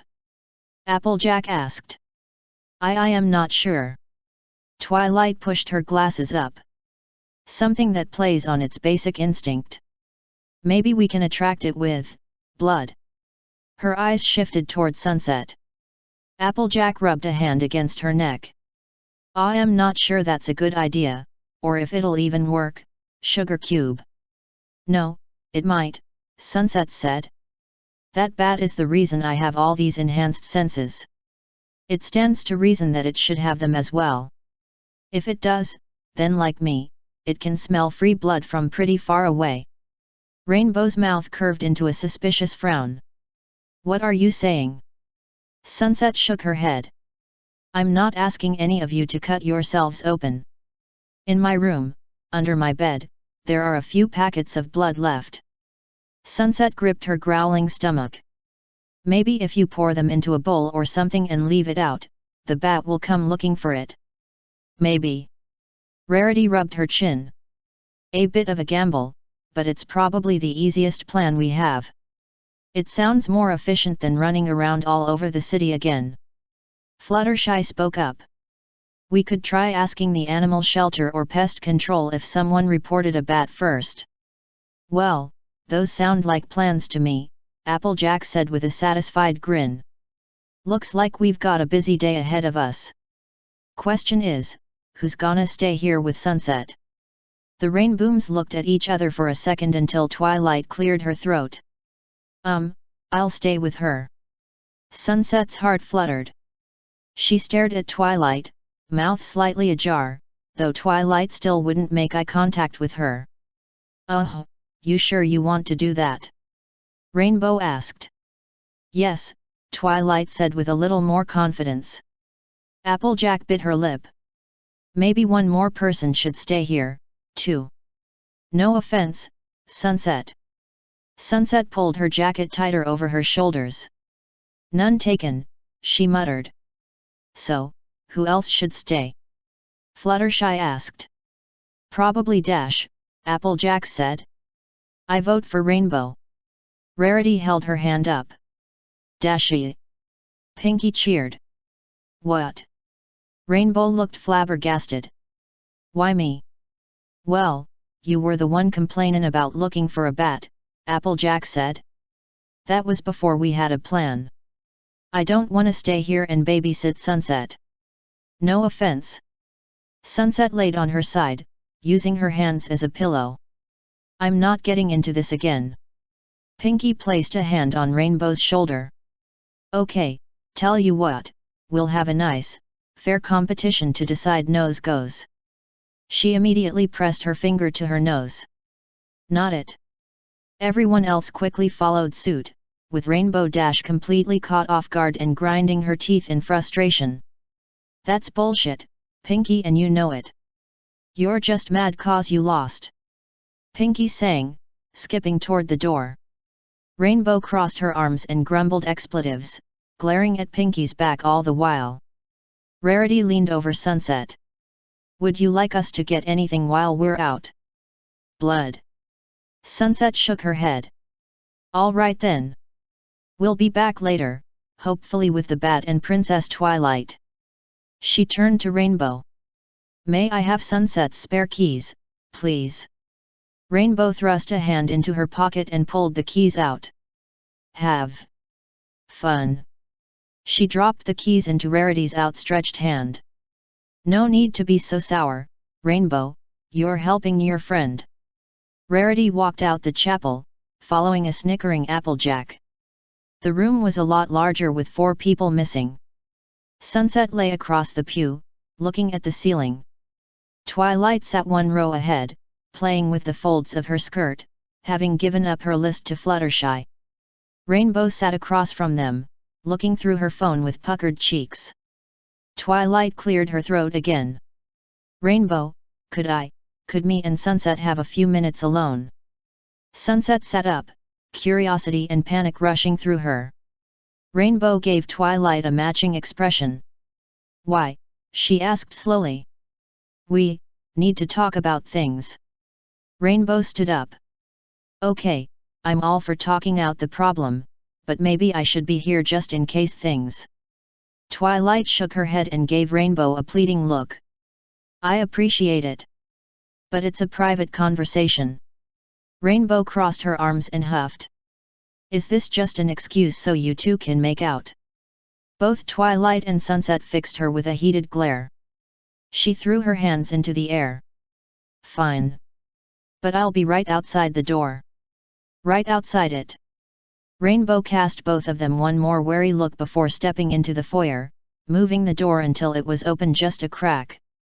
Sunset made herself as small as she could in her seat, looking everywhere but at Twilight. Her heart thundered in her chest, making her entire body shake. Twilight spoke in a soft voice, "Sunset. I'm sorry." Sunset blurted. "I'm sorry, Twilight. I'm so sorry, I didn't mean to do it, and if I hurt you in any way, I'll understand if you never want to see me again," Sunset finished, dropping her head into her hands. A robin chirping somewhere beyond the broken window filled the silent void between Sunset and Twilight. Sunset heard Twilight's shoes scuff against the floor, then felt a pair of hands fold over hers, pulling them away. "You," Twilight took a deep breath. "You weren't yourself, Sunset. That's not an excuse." "Sunset." Twilight's eyes glossed over with unshed tears. "I wasn't myself when I unleashed all of that magic and turned into a monster. Do you remember what you told me afterwards? I wasn't a bad person, I had just been pressured into making a bad decision." Sunset fell silent. Twilight's soft hands tightened their grip against hers. "I'm not going to pretend that I wasn't scared or that I wasn't hurt. But I know you. I know you would never do that to me of your own free will. That's why I should have been stronger, Twilight," Sunset whispered. "I should have fought that stupid urge, not given into it. If you hadn't kicked me, I would have." "You wouldn't." Sunset finally looked up into Twilight's violet eyes. "What?" "I think you would have stopped," she said firmly. "You can't be certain of that," Sunset said, bordering on outrage. "You girls spent all night telling me not to drink you because of our friendship, and I didn't listen to that. Twilight, I was acting on basic, primal instincts." Twilight shook her head, closing the distance between them. "Sunset, I know you wouldn't have done it. After you snapped out of it last night. I just know that you didn't have the heart to go through with it, vampire instincts or not." Sunset didn't know whether it was naivete or innocence she found in Twilight's eyes. Either way, she wanted to believe Twilight was right, that she had enough self-control not to rape her best friend. She released a sigh, exhaling much of the tension that had built in her chest. "Thank you, Twilight." Twilight smiled, a contrast to the tears falling from her eyes. She reached out and hugged Sunset tightly, making loud sniffles. I am sorry for burning you with the candle," Twilight whimpered. "I was so scared after you passed out that I thought I killed you. Not gonna lie, it hurt. A lot." Sunset grinned weakly and returned the hug. "But I'm glad you did it." They sat in each other's embrace for a moment. Sunset could still smell Twilight's lavender scent underneath sweat and forest loam. Something primal rose within Sunset, arousing her desire for Twilight. It was weak and distant, but it distracted Sunset all the same. What was to stop her from taking Twilight and pushing her down against the bench? Her answer came in the form of Rainbow, pounding on the chapel door. "Can I come back in now? Or are you two still kissing?" Sunset and Twilight broke apart, both their faces red. "Rainbow, if we weren't friends, I'd tear your throat out." Asterisk. Rarity pursed her lips as she looked down at the motionless diary. She opened it up regardless, but couldn't say she was surprised to find it blank, just disappointed. "Any luck?" Applejack asked. "No. Nothing." Rarity slipped the diary into her bag. She glanced about Pinky's living room. Nothing had been touched since their abrupt departure last night. "I know we made it a point not to rely on the princess after the friendship games, but this really seems like something only she would know how to deal with." Applejack tugged on her ponytail. "Yeah, all the movies just tell you how to kill a vampire, not cure one." Pinky popped her head in from the kitchen. "Hey, I was just thinking about that last night. We should write to Hollywood." "Well, there are plenty of fictional characters who learned how to live with their vampire powers," Rarity reasoned. "Except we're not fictional characters," Applejack said. Maybe Sunset can learn how to keep her fangs to herself, but in the meantime, she's a danger to herself and everyone around her. Rarity sighed. Poor Sunset. First a demon and now this. She just can't catch a break. Well, plainly speaking, the demon thing was kinda her fault. Applejack flinched under Rarity's withering gaze. I still feel bad, I am just sayin'. Don't. You sound like Rainbow. Rarity flipped her hair as she walked past Applejack and toward the front door. Fluttershy waited for them in the driveway, the engine of the car still running. The sun slowly made its descent across the sky, but Rarity lamented how much time was still left in the day. Once everyone was in, Rarity pulled out the checklist and marked off Sunset's journal. So, we've checked in with our parents, got some food and supplies, and picked up the journal. All we need is the blood from Sunset's apartment and a place to set up our trap. She sighed, setting the checklist in her lap. I guess it was too much to ask that Animal Control had caught it first. Maybe for the best, Applejack said from the passenger seat. They'd probably ask us a bunch of funny questions if we said it belonged to us. They drove down the road, watching the orange rays of dusk settle across the world, stretching the shadows out like rolls of black fabric.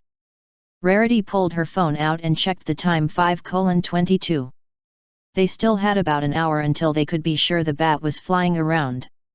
Better check in with Rainbow and Twilight, she said, tapping Rainbow's number in. After 3 dial tones, Rarity's anxiety began to rise. Rainbow was usually diligent when it came to phone calls.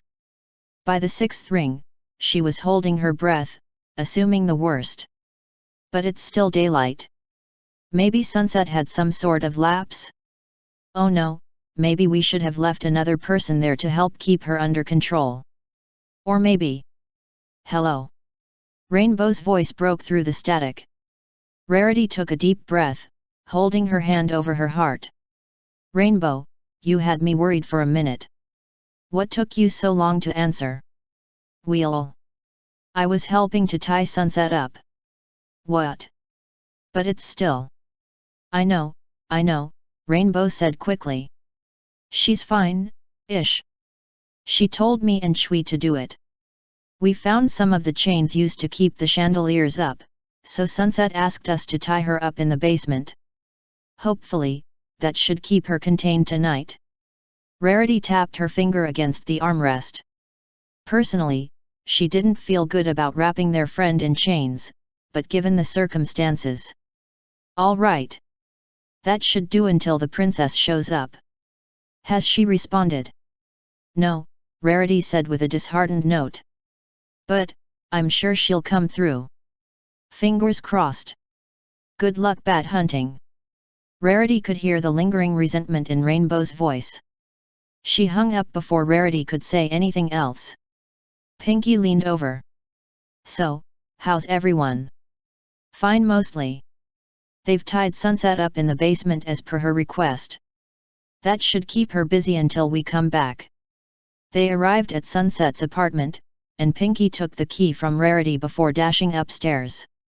She returned 2 minutes later with 3 packets of blood in a bowl. So, where are we going to set up for Operation Batty? Well, Fluttershy said thoughtfully, bats like really dark and quiet places.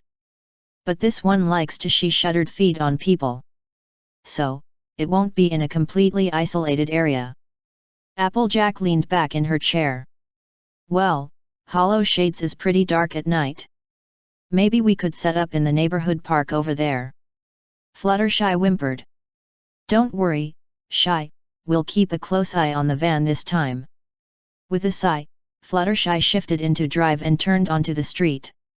Why do I have a bad feeling about this? Asterisk. Sunset watched the light fade away from her seat in the basement.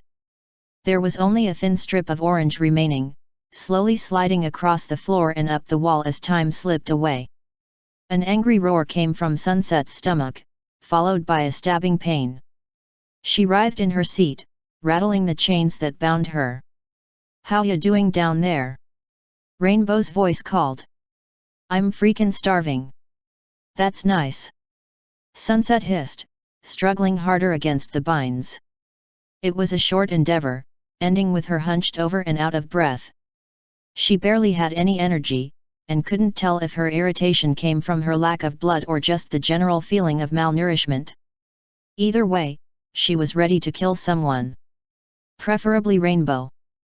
The only sustenance Sunset had managed to obtain were 2 of the rats running through the building.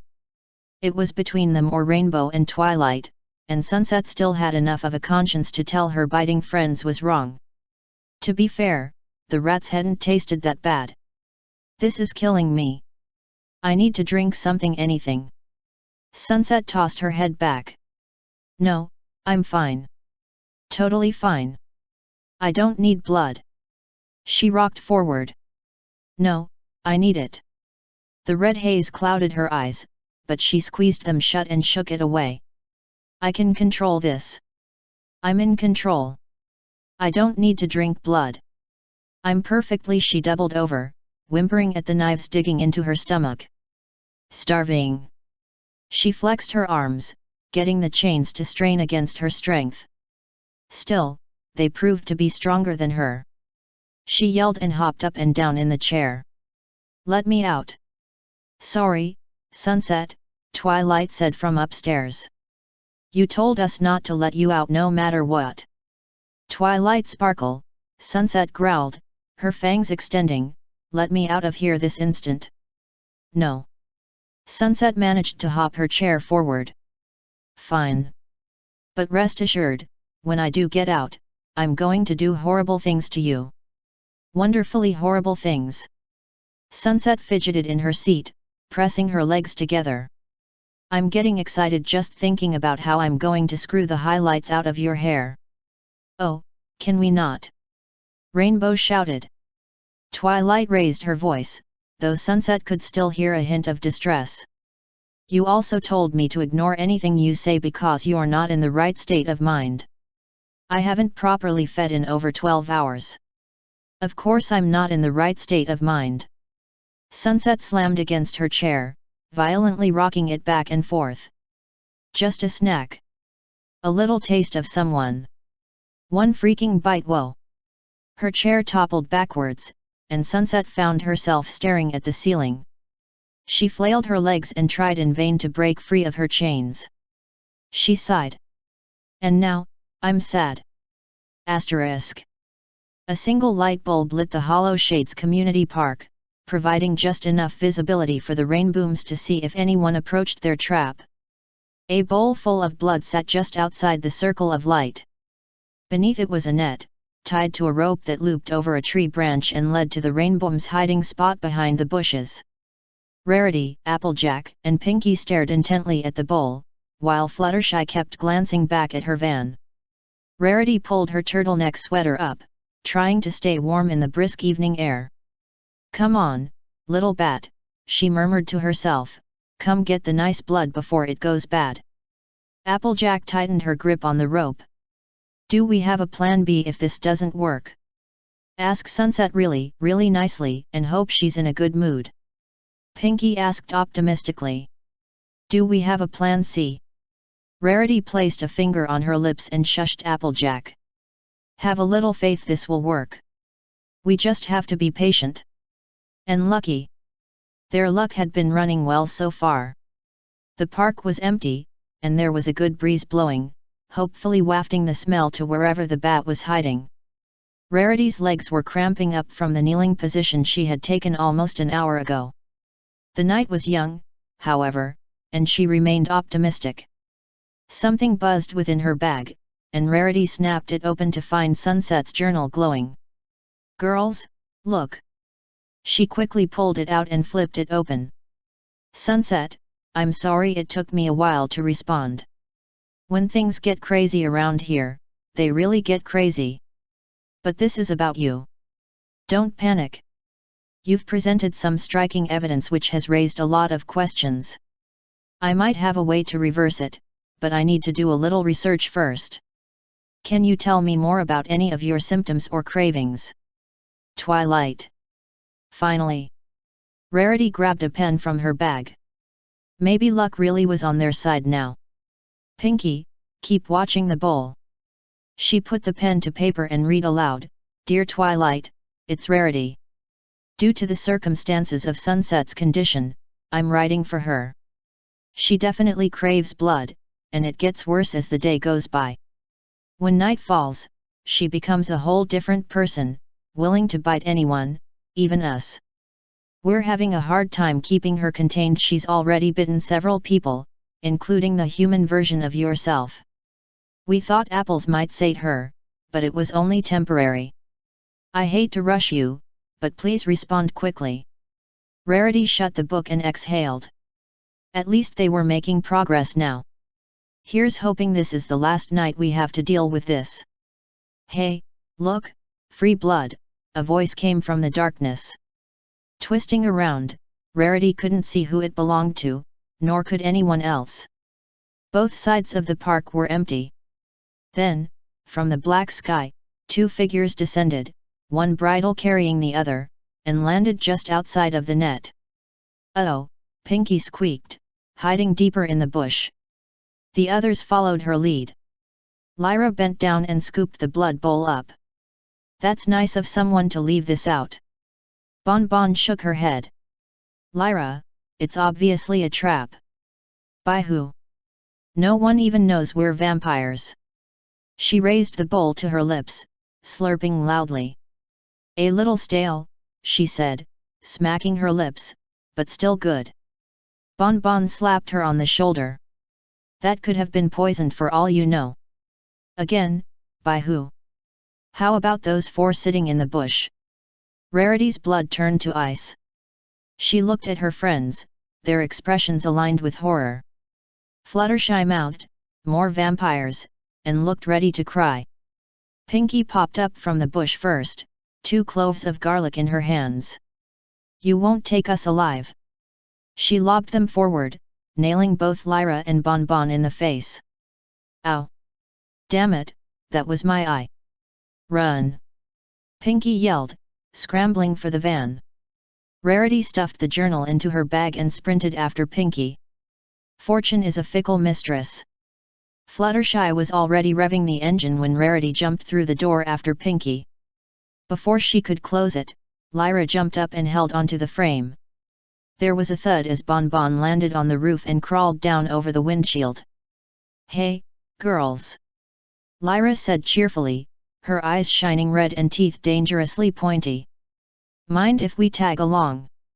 Fluttershy screamed and floored the gas, throwing everyone back in their seats. She swerved, unable to see with Bon Bon blocking her view. Lyra teetered but still held on. "Ah, come on. We just want a little snack." Rarity reached into her purse and pulled out her new can of pepper spray.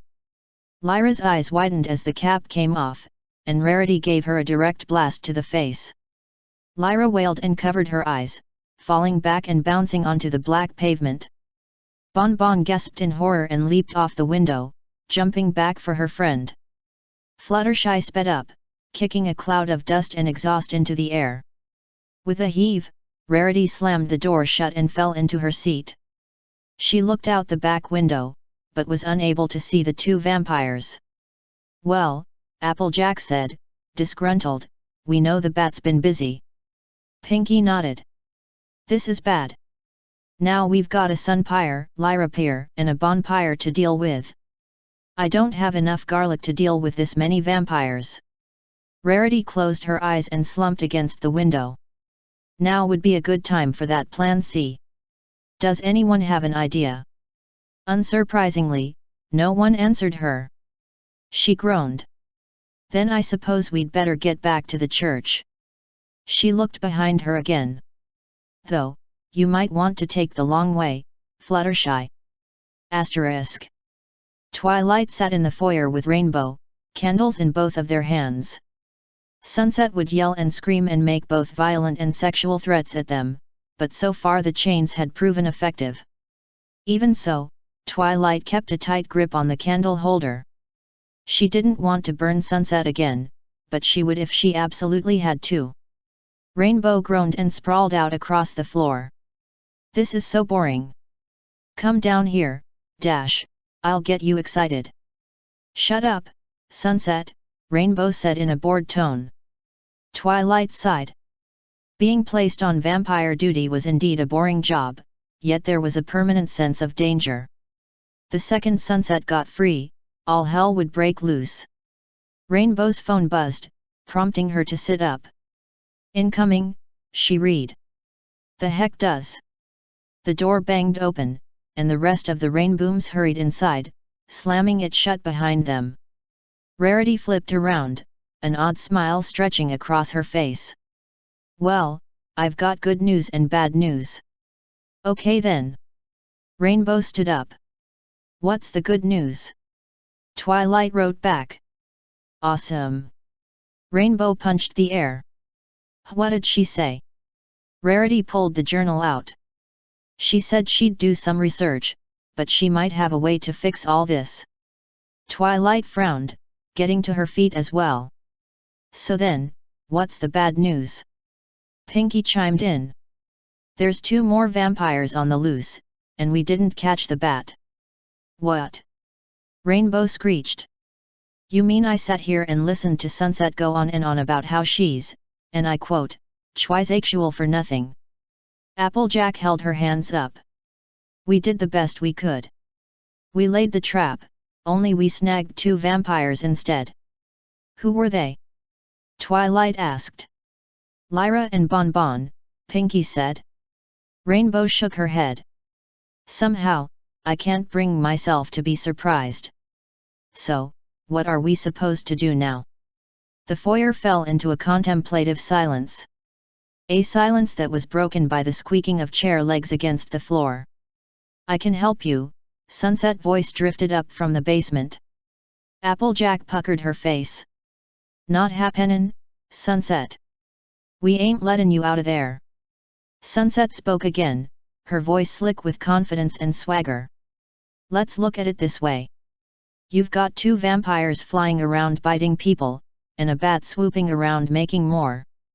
You can't stop it, but I can. Provided you pay me. Twilight bit her knuckle. Sunset was right, they had barely managed to stop her and now there were 2 more vampires. And how did they hope to catch a tiny bat without any more bait? Still, fighting fire with fire? What did they do if that fire tried to burn them? How do we know you're telling the truth? Twilight asked. You don't. You'll just have to trust me. Twilight could hear the grin behind Sunset's voice. The girls cast an anxious look amongst one another. Their eyes all said the same thing, what choice do we have? Rarity sighed and stepped up to the door. Very well, Sunset. We'll accept your help. What are your terms? Well, as you may be aware, I haven't eaten all day. I need nourishment if I'm going to be chasing bats and vampires. Everyone rubbed a hand against their neck. Rarity raised the neck of her sweater a little further and asked, very well, who do you want? Don't play dumb. You know who I want. Every head turned toward Twilight.